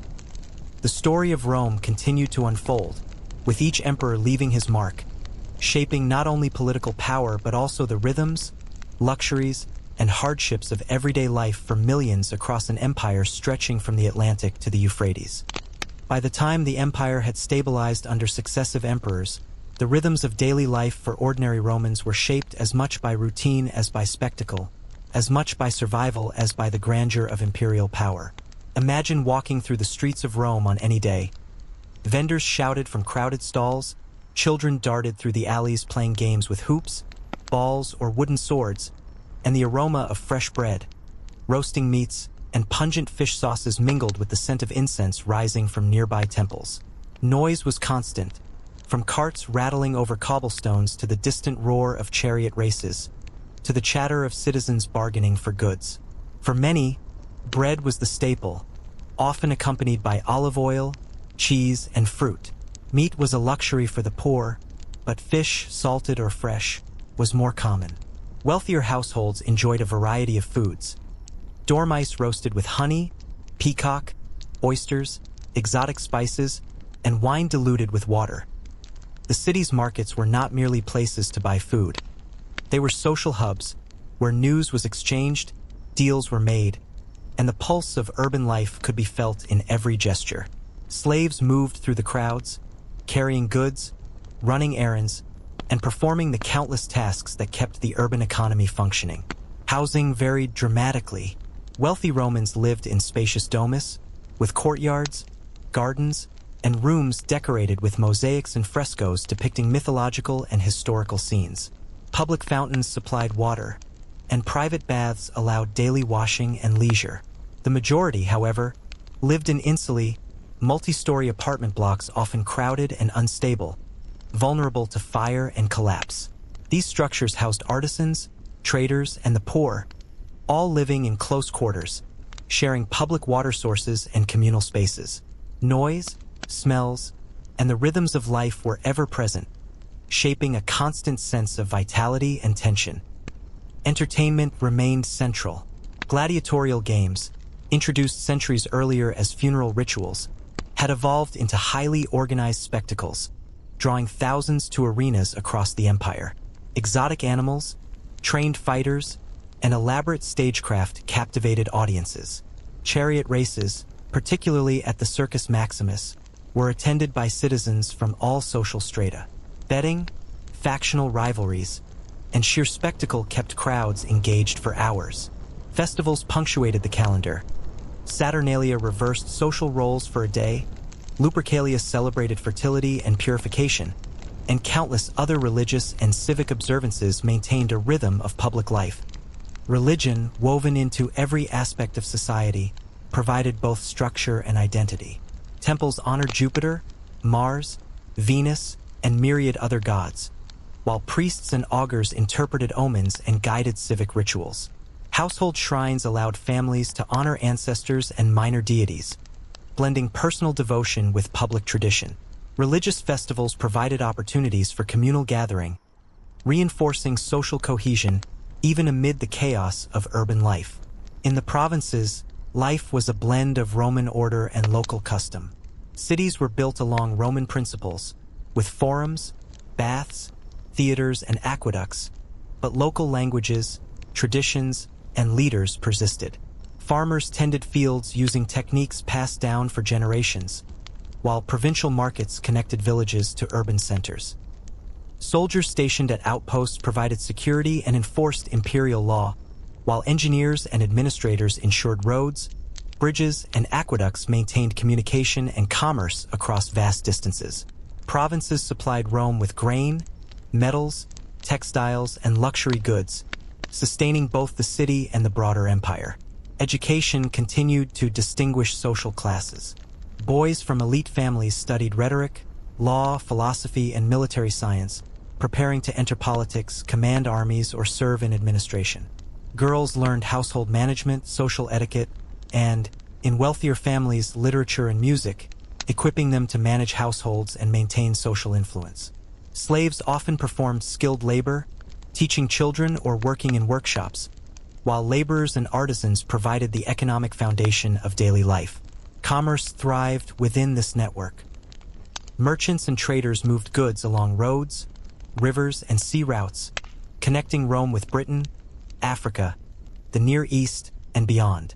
Inns and taverns offered spaces to rest, exchange news, or plan further travel. Markets and fairs created opportunities for both ordinary citizens and elite buyers to acquire necessities and luxuries, ensuring that the circulation of goods reinforced both wealth and social hierarchies. Military service remained central to Rome's identity and security. Legions, stationed along the Rhine, Danube, and other frontiers, conducted training, built infrastructure, and ensured the enforcement of law and order. Soldiers were both a deterrent to external threats and a stabilizing force within the empire. Loyalty to the emperor and the legion's cohesion ensured that Rome's borders were defended with remarkable efficiency. allowing trade and urban life to flourish behind them. Despite the apparent stability, Rome was never without tension. Social disparity persisted, with wealth concentrated among elites and urban poor reliant on state provisions. Slavery remained a backbone of economic life, and occasional revolts or unrest reminded citizens and rulers alike of the delicate balance sustaining the empire. Political life, though less violent than during the civil wars, still demanded vigilance. Senators and equestrians navigated patronage, loyalty, and intrigue to secure influence and survival. In the domestic sphere, families formed the core of social life. Meals were shared, traditions observed, and children educated in both practical skills and moral virtues. Festivals, sacrifices, and civic events connected family life to the broader culture, reinforcing identity and continuity. Music, poetry, and storytelling provided leisure and instruction, while public baths, gardens, and forums offered spaces for socialization and relaxation. Rome's ability to integrate daily life, public spectacle, and imperial administration created a civilization unparalleled in scale and complexity. Citizens, slaves, soldiers, and elites participated in a shared system of commerce, law, culture, and ritual, sustaining an empire that reached from the sands of Africa to the forests of Germania. Roads, aqueducts, and cities connected distant lands, while armies and officials enforced cohesion and security. Through infrastructure, culture, and governance, the empire maintained stability amid diversity, building a legacy that would echo for centuries. And so, amid the bustling streets, crowded markets, grand temples, and disciplined legions, Rome thrived, not simply as a political entity, but as a living civilization, intricate, vibrant, and extraordinary in both scope and detail. The story of the empire was told not only through battles and emperors, but in the rhythms, struggles, and joys of everyday life, weaving together a tapestry of human experience across an unprecedented territory. As Rome expanded further under successive emperors, the scale and complexity of its infrastructure became one of the defining features of the empire. Roads, aqueducts, bridges, and ports stretched across continents, linking provinces to the heart of the city. These constructions were not merely practical. They were symbols of Rome's power and permanence, connecting communities, facilitating trade, and allowing armies to move swiftly in response to threats. Imagine a legion marching along a newly paved road, banners fluttering, shields shining, soldiers disciplined and synchronized, aware that their march itself represented the strength of Rome. The roads were marvels of engineering. Layers of stone, gravel, and sand ensured durability. Milestones marked distances. Rest stations offered food, water, and lodging. Caravans carrying grain from Egypt, metals from Hispania, timber from Gaul, and luxury items from the east traversed these routes, enabling an economy that linked every corner of the empire. Inns and taverns became hubs of information, commerce, and social interaction, where travelers exchanged news from distant lands and merchants planned their next ventures. Aqueducts were equally remarkable. They channeled water from distant springs into cities, supplying public baths, fountains, latrines, and private villas. The sound of flowing water was ubiquitous, a constant reminder of Roman ingenuity. Public baths were centers of social life, where citizens bathed, exercised, and conversed. Large pools allowed swimming and recreation, while smaller chambers offered hot, warm, and cold baths. Bathhouses often included libraries, lecture halls, and spaces for games and discussion, merging hygiene with intellectual and social activity. Bridges and ports facilitated military, commercial, and civilian movement. Rivers that might have once divided regions were crossed with engineering ingenuity. Harbors welcomed ships from across the Mediterranean, bringing olive oil, wine, grains, and exotic goods. Dockworkers, sailors, and merchants all participated in the circulation of wealth and culture, making trade a lifeblood of the empire. Alongside commerce, ports became centers for cultural exchange, where languages, customs, and ideas mingled freely. Architecture reflected both functionality and grandeur. Temples, forums, Amphitheaters and public squares were constructed in marble and stone, adorned with reliefs, statues, and mosaics. They served civic, religious, and cultural purposes, hosting ceremonies, legal proceedings, and entertainment. Private homes of the wealthy mirrored public splendor on a smaller scale, with atriums, gardens, and frescoed walls. The visual language of architecture reinforced Roman values: order, permanence, and power. Cultural assimilation was another aspect of Rome's expansion. Conquered peoples brought their own customs, religions, and knowledge, which were absorbed into Roman life. Greek art, philosophy, and literature influenced education, architecture, and sculpture. Eastern practices introduced new foods, spices, and religious ideas. Festivals often blended local traditions with Roman rituals, creating hybrid forms that reflected the empire's diversity. Citizens and provincials alike participated in this cultural exchange, ensuring that Rome was both dominant and adaptive. In the provinces, Romanization took many forms. Cities were laid out with forums, baths, theaters, and temples, often following a standardized plan but adapted to local terrain. Latin became the language of law and administration, while Greek persisted in the East for commerce and culture. Local elites were integrated into governance, acting as intermediaries between imperial authority and the population.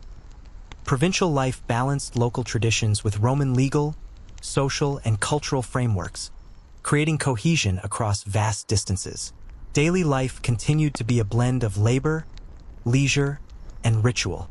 Farmers worked fields using advanced irrigation and crop rotation techniques. Artisans produced pottery, metalwork, textiles, and luxury goods. Citizens engaged in trade, education, and civic duties. Slaves remained integral, performing domestic, agricultural, and industrial labor. Festivals, religious observances, and public entertainment punctuated the year, offering both relief and cohesion, a shared experience of Roman identity. The military remained essential. Legions along the frontiers were disciplined and well-equipped, constructing fortifications, roads, and bridges. They served as a deterrent against invasions and as a symbol of imperial authority.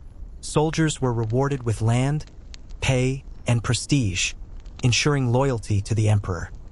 The presence of the military shaped local economies and culture, influencing provincial cities and settlements along the borders. Trade, infrastructure, and cultural exchange created a civilization both complex and interconnected. Markets overflowed with goods: grains from Africa, wines from Gaul, textiles from the East, spices from Arabia, glassware from Syria.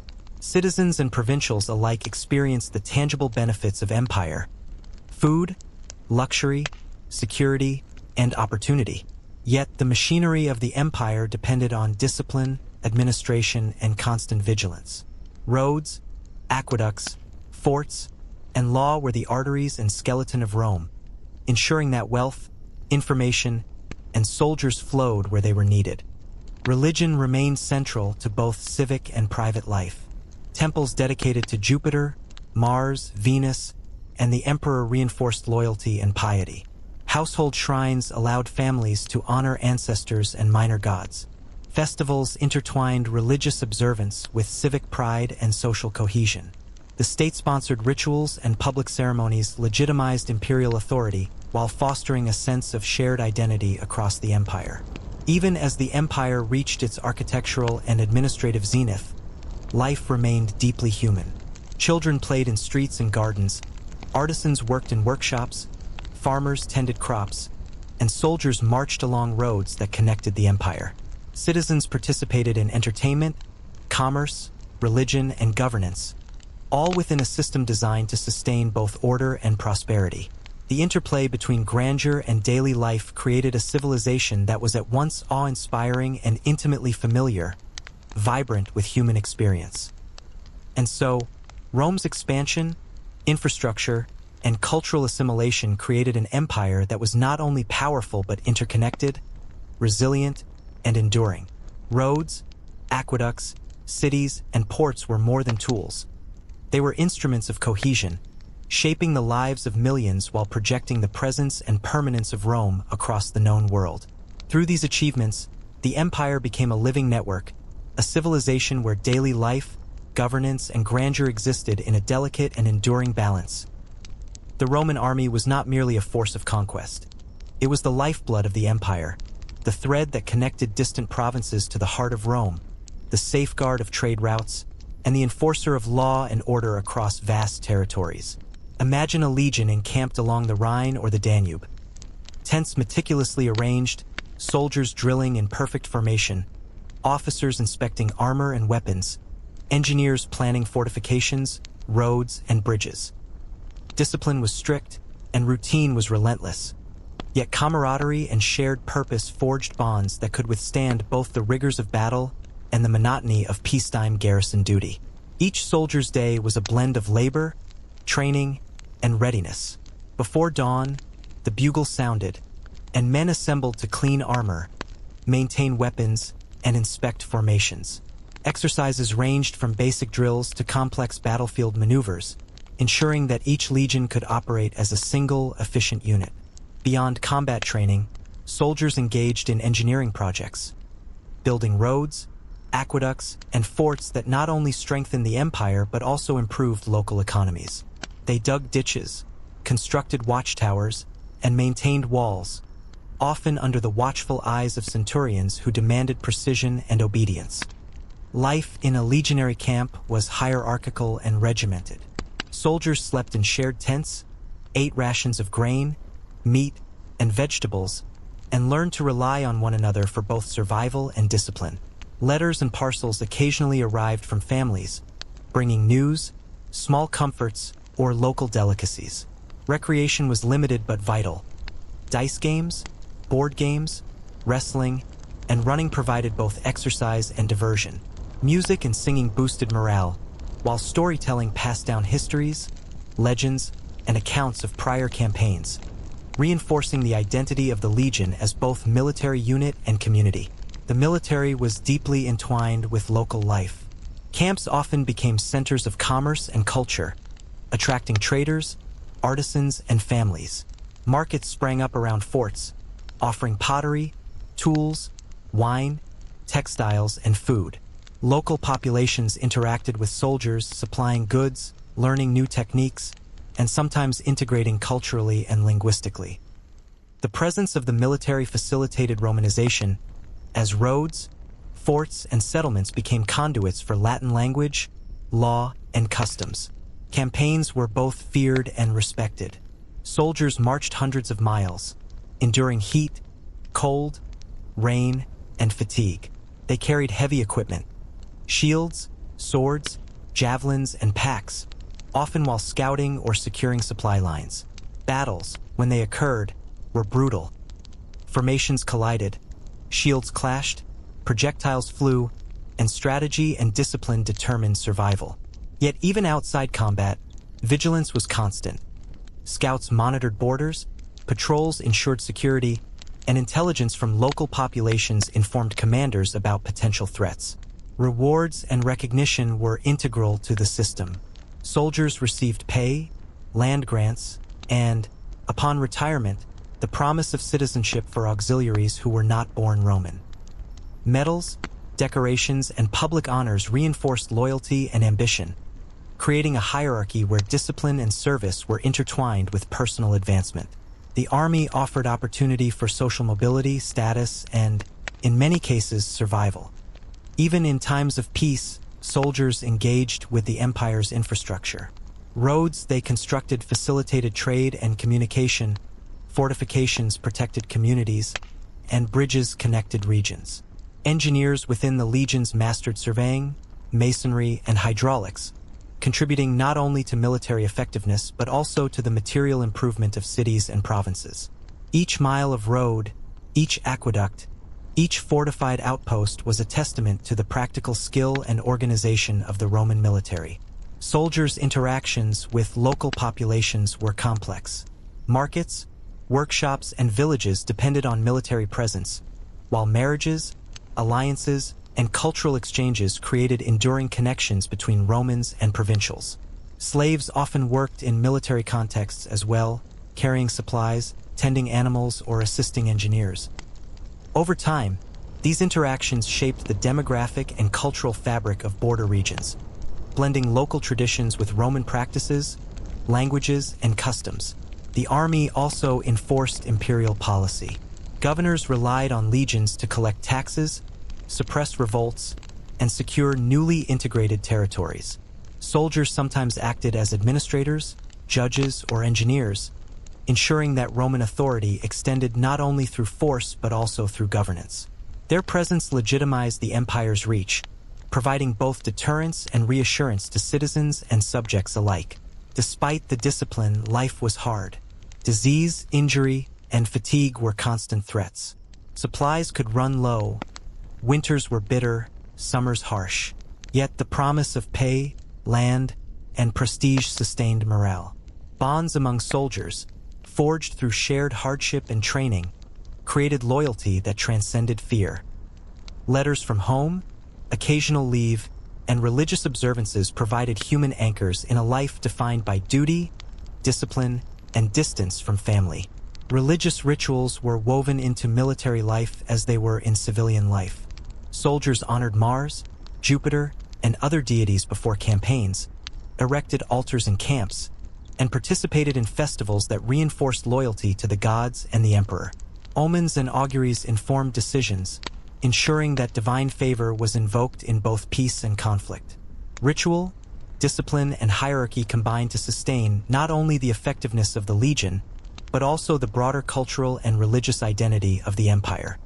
Through its army, Rome projected power, facilitated commerce, enforced law, and integrated distant regions into a cohesive system. Soldiers built the very infrastructure that enabled trade, communication, and cultural exchange. They maintained security that allowed cities and markets to thrive, while their presence ensured that provincial populations remained loyal, or at least compliant. The empire's lifeblood was in these legions. Disciplined, mobile, skilled, and ever-present, connecting the distant corners of an extraordinary civilization. And so, through the daily life of soldiers, their labor, discipline, and interaction with citizens and provincials, Rome maintained an empire that was both formidable and resilient, a network of power and influence stretching from the forests of Germania to the deserts of Syria, from the hills of Britain to the sands of Africa. Each march, each fort, each road, and each bridge told the story of a civilization that was at once human, organized, and unyieldingly expansive. While the legions maintained Rome's borders, life in the provinces developed its own rhythms, blending Roman order with local traditions. In rural areas, the pace of life was dictated by seasons, crops, and livestock. Farmers rose before dawn, tending fields of wheat, barley, and vegetables, while herders guided flocks of sheep, goats, and cattle across pastures. Irrigation channels and terraces had been constructed or improved over generations, allowing more reliable harvests. Tools were simple but effective. Wooden plows reinforced with iron, sickles for cutting grain, and mills powered by water or animals. Families worked together, with children learning practical skills from an early age, helping to ensure continuity and survival. Trade connected these rural communities to urban centers. Caravans carried grain, olive oil, wine, wool, and other goods to markets in provincial towns or further afield to Rome itself. Merchants traveled along Roman roads, navigating hills, rivers, and forests, guided by milestones and inns where they could rest and exchange information. Taverns along the roads offered not only food and drink but also news from distant regions, creating a network of communication that made the empire feel smaller and more connected than its vast size would suggest. Urban life in provincial cities mirrored that of Rome, albeit on a smaller scale. Forums served as the heart of civic life, with markets, administrative offices, and temples clustered around open squares. Citizens engaged in trade, legal affairs, and social interaction, while artisans produced pottery, metal tools, textiles, and decorative items. Public baths offered both hygiene and socialization, and theaters and amphitheaters hosted plays, music, and games. Local elites, often descendants of indigenous leaders, collaborated with Roman authorities, ensuring order, collecting taxes, and promoting cultural assimilation. Religion permeated daily life. Temples dedicated to Roman gods, Jupiter, Mars, Venus, stood alongside local shrines and sacred sites. Festivals celebrated the agricultural cycle, commemorated military victories, or honored the emperor, blending civic pride with spiritual observance. Household worship remained equally important. Ancestors were honored, minor gods invoked, and family rituals maintained moral and social cohesion.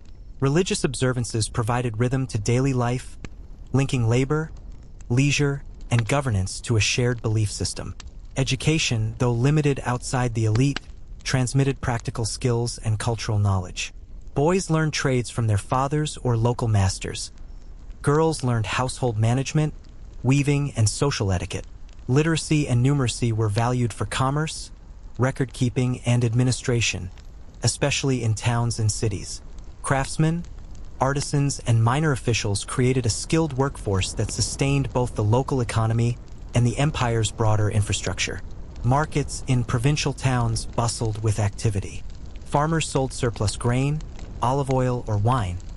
Artisans offered pottery, tools, and textiles. Traders from distant regions brought spices, silks, and exotic goods. Negotiation was constant, and both locals and visiting merchants competed for customers. Markets were also spaces of information exchange. News, gossip, and rumors traveled alongside goods, keeping citizens aware of events in distant provinces or even in Rome itself. The military's influence extended into provincial life. Soldiers garrisoned along borders or stationed in towns provided security but also shaped economies and culture.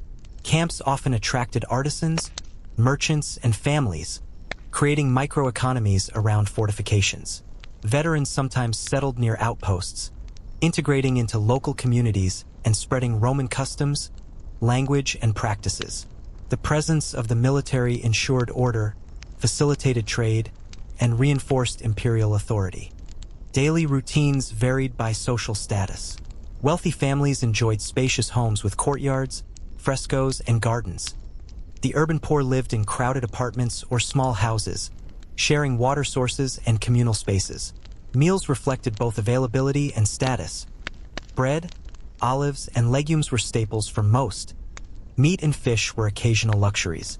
Wine, often diluted with water, accompanied meals for all classes, while exotic foods signaled wealth and social distinction. Slaves were integral to households, farms, and workshops, performing both skilled and menial tasks, shaping the rhythms of daily life for those around them. Crafts and industry flourished in towns. Pottery workshops produced amphorae for transporting oil and wine. Blacksmiths forged tools and weapons. Weavers created textiles. Masons and builders maintained public buildings and roads. Specialized labor allowed urban centers to thrive and supported the economic network that sustained the empire. Artisans' products were transported along roads and rivers, linking villages, towns, and cities in a web of commerce that spanned continents. Festivals and games punctuated daily life, providing relief from labor and reinforcing community identity. Citizens attended theatrical performances, athletic competitions, and gladiatorial games. Music, storytelling, and poetry enriched leisure time, often reflecting themes of heroism, divine favor, and civic pride. Religious rituals intertwined with civic events, ensuring that public life, spiritual observance, and social cohesion were inseparable. Life in the provinces thus reflected a balance of local tradition, Roman influence, and the practicalities of daily survival. Agriculture, trade, crafts, religion, and military presence created a complex ecosystem in which ordinary citizens, slaves, soldiers, and elites all participated. Roads, bridges, aqueducts, and forts physically and culturally connected the empire, while markets, festivals, and education sustained community and identity.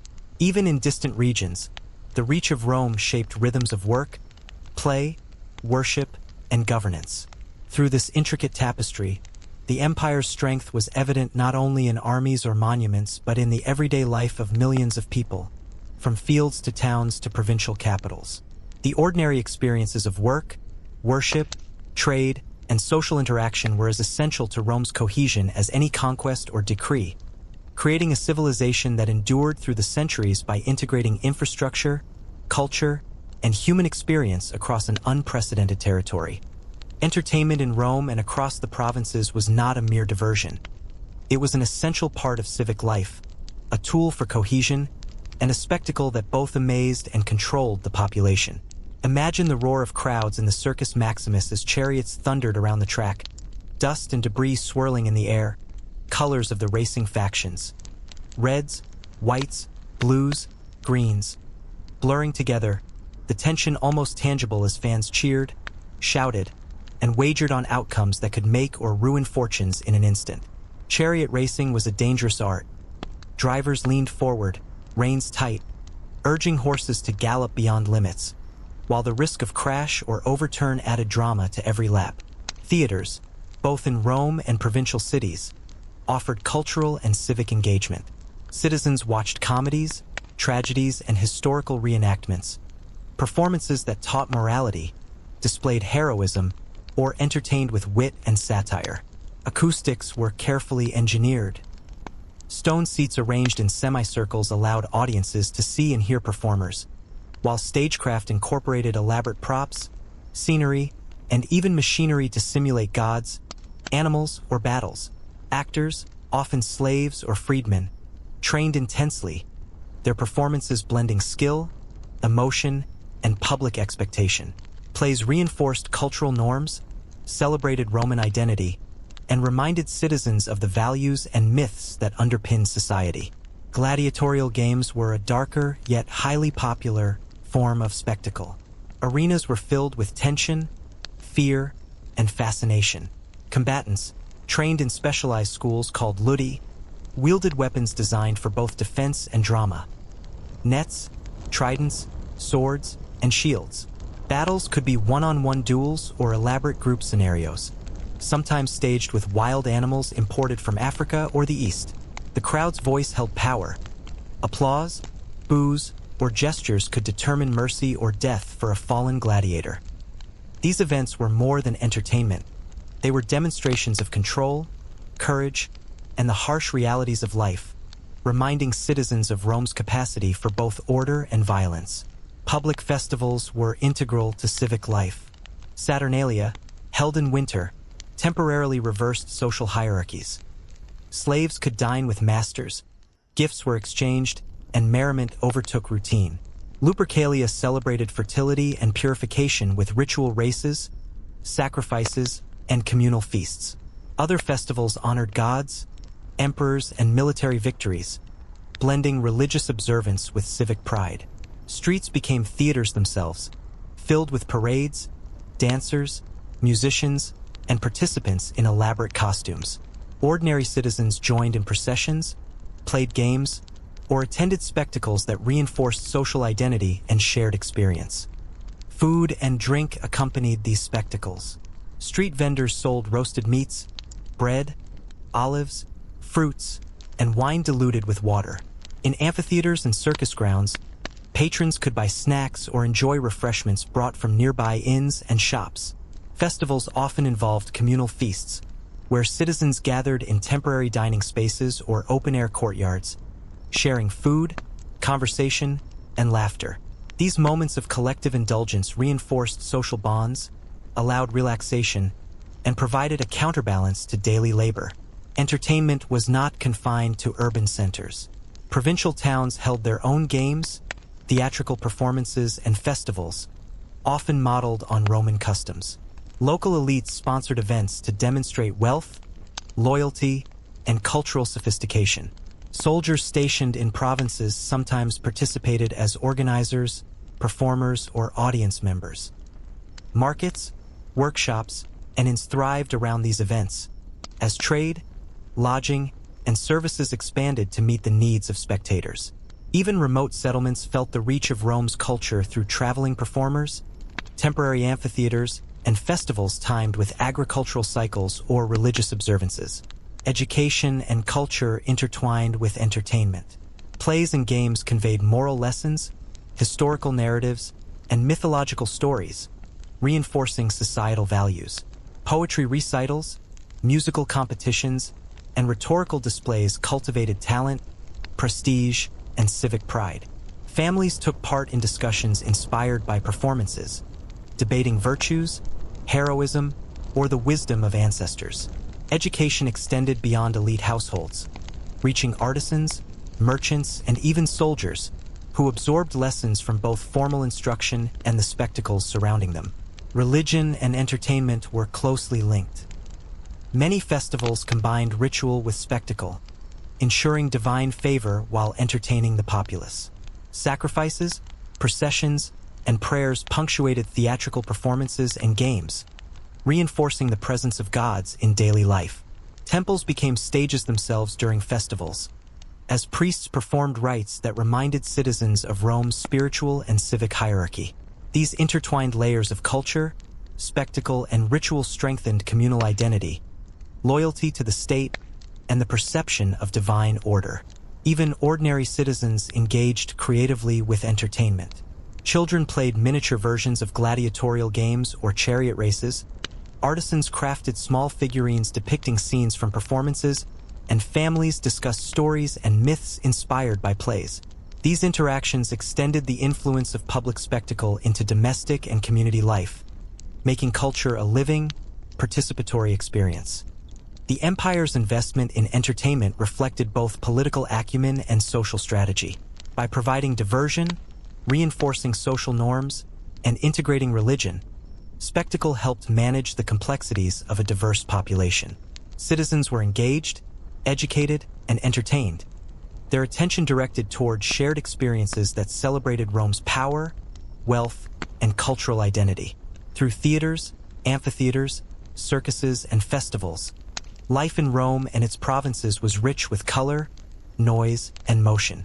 Crowds cheered, musicians played, actors performed, and the scent of food and incense filled streets and arenas. Festivals linked local and imperial identities, while games illustrated the empire's discipline, wealth, and reach. Spectacle was not frivolous.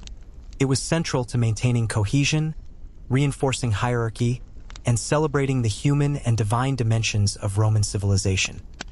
And so, from the roaring chariots of the Circus Maximus to the solemn processions of provincial towns, entertainment in Rome was an engine of culture, social order, and identity, binding citizens and subjects alike into a shared experience that transcended geography, class, and circumstance, a vivid reflection of the empire's power, creativity, and enduring presence.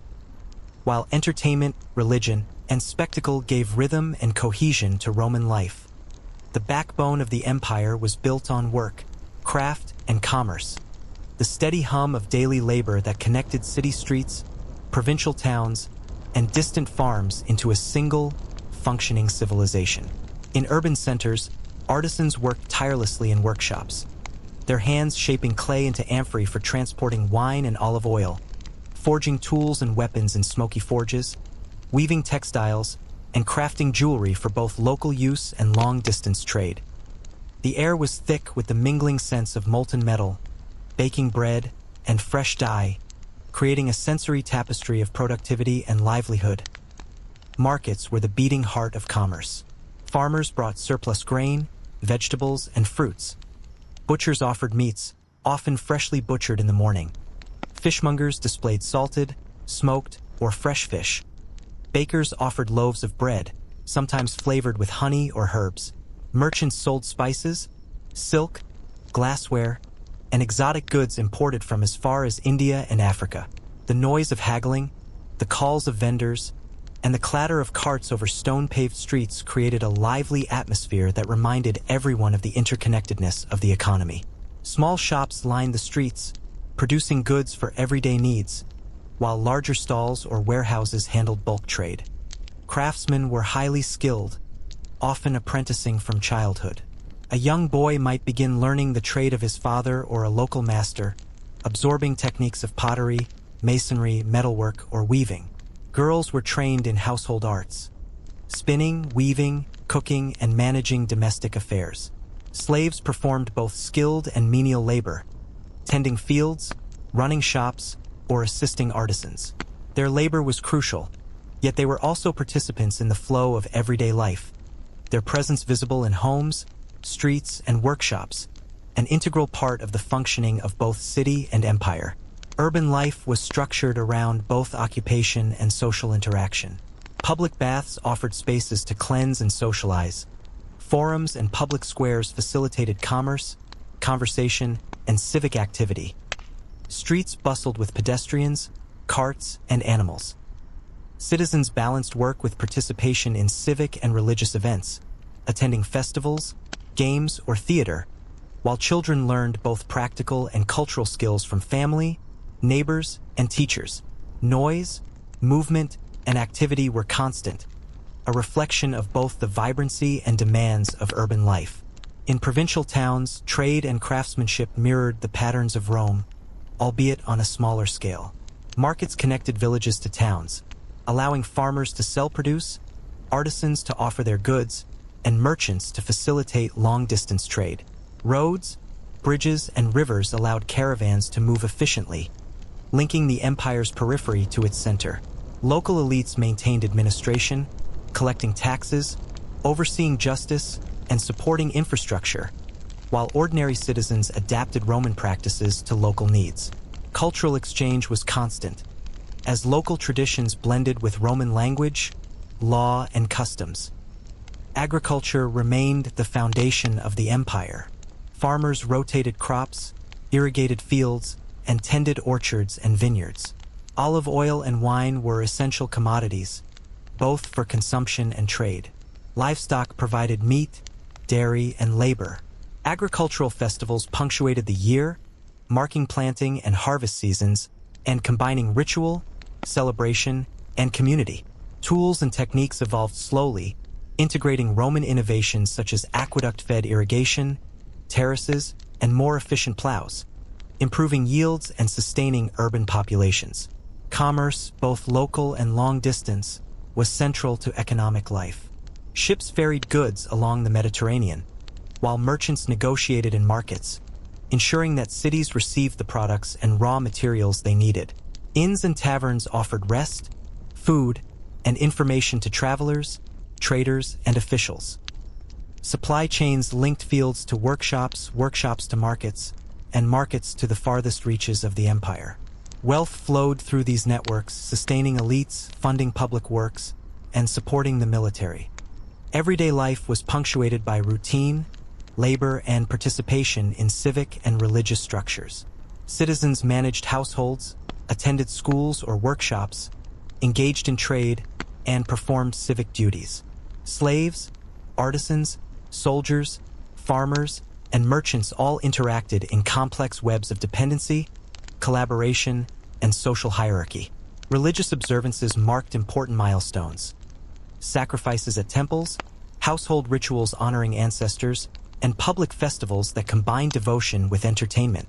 The urban poor depended heavily on grain doles, casual labor, and opportunities provided by markets and public works. Their lives were a balance between survival and participation in communal activities, attending games, helping with festival preparations, or engaging in neighborhood social life.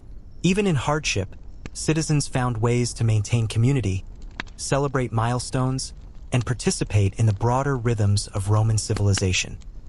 Meanwhile, wealthier citizens used their resources to display status, commissioning mosaics, frescoes, villas, and gardens, hosting banquets, patronizing theaters and games, and participating in public life through office, military command, or sponsorship of civic events.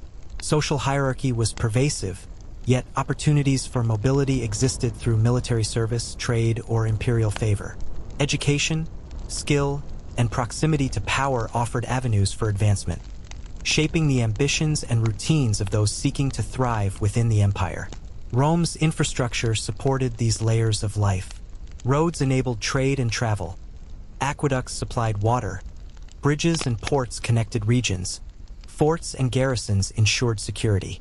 The result was a civilization where daily labor, commerce, entertainment, and governance intertwined seamlessly. The empire's strength was reflected not only in its armies or monuments, but in the ordinary work of millions. The hands shaping pottery, the carts transporting grain, the workshops producing goods, and the markets exchanging both necessities and luxuries. Through this intricate network of craft, labor, and commerce, Rome maintained cohesion, prosperity, and cultural continuity.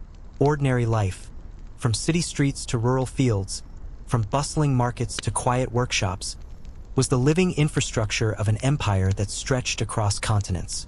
Each loaf of bread, each woven textile, each vessel of olive oil, and each coin exchanged told a story of a civilization sustained by human effort, organization, and ingenuity. And so, amid the hum of workshops, the bustle of markets, the rhythm of fields, and the flow of goods along roads and rivers, Rome thrived, not only as a military power or political entity, but as a living, breathing civilization, where labor, trade, and skill shaped the daily lives of millions, reinforcing the enduring strength and complexity of the empire. In the bustling heart of Rome and its major provincial cities, crafts and professions formed an intricate web that sustained daily life and the wider empire. Artisans worked tirelessly in workshops, each specializing in a trade passed down through generations.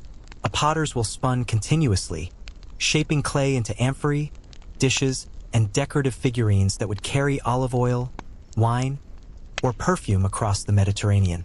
Metalworkers hammered bronze and iron into tools, armor, coins, and intricate jewelry, the rhythmic clang of hammers echoing through narrow streets and alleys. Carpenters, stonemasons, leatherworkers, and weavers filled other corners of the city with their specialized knowledge, creating both practical and luxurious goods for a diverse population. Trade guilds, known as collegia, often organized these crafts. These associations regulated quality, prices, apprenticeships, and competitions, ensuring that standards remained high while also providing a sense of identity and mutual support among members. Being part of a guild offered security, camaraderie, and a social network in a city that could otherwise feel overwhelming due to its size and constant movement. Apprenticeships were rigorous. Young boys might spend years learning a single skill, watching, imitating, and gradually mastering techniques that would one day allow them to run their own workshops or join a guild as full members. Girls often learned domestic crafts, spinning, weaving, sewing, but in wealthier households, they might also practice painting, music, or literature, preparing them to manage estates or participate in civic life. Markets remained a central hub of city life. Farmers from surrounding countryside arrived early with baskets of fresh produce, livestock, or dairy products. Fishmongers displayed their catches, salted or fresh, while butchers prepared cuts of meat for citizens of varying means. Spices and imported goods from far corners of the empire, silks from the east, olive oil from Hispania, wine from Gaul, glassware from Syria, filled the stalls, demonstrating the empire's vast reach. Patrons, both elite and common, haggled, bargained, and exchanged news, gossip, and political commentary alongside tangible goods. Markets were microcosms of Roman society, diverse, vibrant, competitive, and essential to urban life. Daily routines in urban households varied by status but shared common threads of labor, responsibility, and social engagement. Wealthy citizens maintained expansive homes with atriums, courtyards, and gardens adorned with mosaics and frescoes. Slaves performed domestic chores, cleaning, cooking, fetching water, and serving meals, while some educated children or oversaw workshops and business interests. Meals were elaborate, often featuring multiple courses of meats, vegetables, cheeses, fruits, and spiced wines. Banquets were social and political instruments, opportunities for networking, influence, and the demonstration of wealth. For the lower classes, life was more austere but equally structured. Crowded apartments or modest houses housed families and sometimes tenants or boarders. Food was simpler: bread, legumes, vegetables, and occasionally fish or meat. Children helped with chores, apprenticeships, or family trade. Despite constraints, communal bonds were strong. Neighbors shared resources, news, and assistance, while festivals, games, and religious observances offered respite and engagement with the wider community. Slavery remained a pervasive element of urban and rural life. Slaves worked in households, farms, workshops, and administrative offices. Their labor enabled both luxury and necessity. They prepared meals, cared for children, managed finances, constructed buildings, and assisted in public works. Some slaves were highly skilled artisans, doctors, or educators, while others performed menial tasks. Freedmen, former slaves who earned or were granted liberty, could integrate into society, opening shops, joining guilds, or serving as minor officials, demonstrating that status and opportunity were sometimes fluid. In addition to production and domestic labor, civic life demanded participation. Citizens attended religious ceremonies, judicial proceedings, and public assemblies. Festivals, parades, and games reinforced social bonds and the presence of authority. Temples and shrines dotted every city block, reminding citizens that daily life was intertwined with spiritual duty. Priests, augurs, and other religious functionaries conducted rituals that connected divine favor to civic order, ensuring that human endeavor remained aligned with the will of the gods. Occupations extended beyond the obvious. Street vendors sold food, textiles, and trinkets, often providing vital services to the urban poor. Barbers, bakers, cobblers, and bathhouse attendants offered specialized skills that allowed cities to function smoothly. Teachers, scribes, and administrators managed records, literacy, and legal matters, maintaining the bureaucratic backbone of the empire. Soldiers, stationed in urban garrisons or passing through, contributed to both security and local commerce, often frequenting markets, inns, and taverns, blending military presence with civilian life. Provincial cities mirrored Rome's complexity, albeit on a smaller scale. Local artisans, farmers, and traders adapted Roman techniques and styles while preserving regional customs. Infrastructure, roads, aqueducts, bridges, enabled movement of goods, soldiers, and information. Markets thrived, and civic buildings such as forums, baths, and theaters reflected both Roman influence and local adaptation. Provincial populations engaged with Roman administration, trade, and culture, creating a blend that sustained imperial cohesion while respecting diversity. The empire's economy relied on a vast, interconnected network. Rural production fed cities. Workshops produced essential and luxury items. Markets distributed goods. Trade routes linked distant regions. Currency facilitated exchange. Taxation funded public works. And guilds maintained quality and stability. This intricate system allowed Rome to sustain both a massive population and the elite lifestyles of its leaders, while also projecting power, wealth, and cultural cohesion across continents. Thus, the daily life of craftsmen, merchants, farmers, and laborers, through skill, diligence, and integration into the broader economy, was as essential to Rome's strength as the legions, emperors, or monumental architecture. Every loom, hammer, wheel, and pen contributed to a civilization that could endure, expand, and impress for centuries.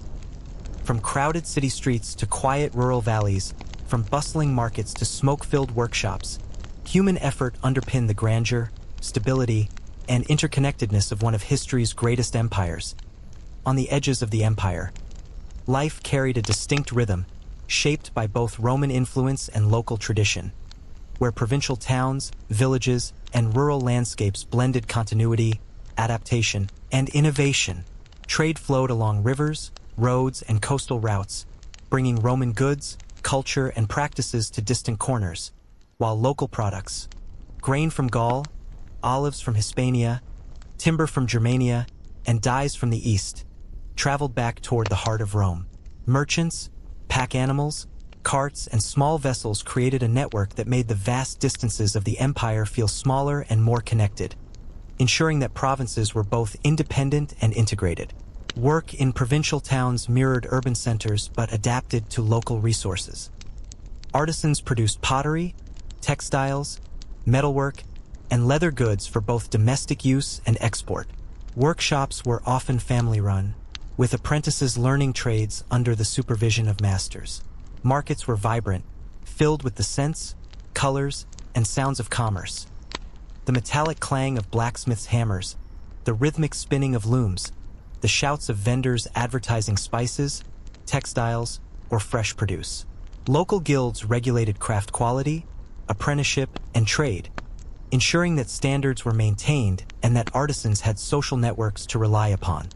Rural life combined subsistence farming with commercial production. Farmers cultivated wheat, barley, olives, and grapes, while tending livestock such as sheep, goats, and pigs. Irrigation, crop rotation, and terraces improved yields, often employing Roman engineering methods. Olive oil, wine, and grain were central not only to local consumption but also to long-distance trade. Villagers used simple tools, wooden plows, sickles, and grinding stones, but overlaid these with techniques introduced by Roman engineers or through interaction with neighboring regions. Communities were tight-knit. Children learned trades, farming practices, and local customs from a young age, ensuring both survival and cultural continuity. Trade connected these provincial economies to broader imperial networks. Caravans and riverboats transported goods to towns and cities, while traveling merchants distributed imported items such as glassware, silk, exotic spices, and tools.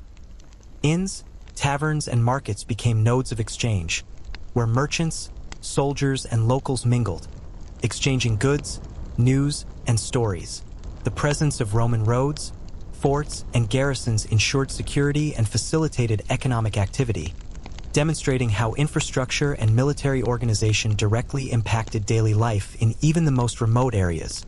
Cultural life in the provinces was a blend of Roman and local traditions. Temples, shrines, and religious rituals followed Roman patterns, often fused with indigenous practices. Festivals celebrated agricultural cycles, civic pride, and religious devotion, creating occasions for community gathering and social cohesion. Theater performances, music, and storytelling extended from urban centers to provincial towns, offering both entertainment and moral or historical lessons. Soldiers stationed in garrisons sometimes participated in organizing or attending these events, bridging military and civilian life. Education and skill development were critical in provincial life. Boys learned trades, agriculture, or military skills, while girls were trained in domestic arts, weaving, and household management. Literacy and numeracy were often imparted through apprenticeships or civic institutions, enabling participation in trade, administration, and cultural life. Workshops, markets, and schools served as hubs for both practical knowledge and the transmission of Roman culture, reinforcing cohesion between distant regions and the imperial center.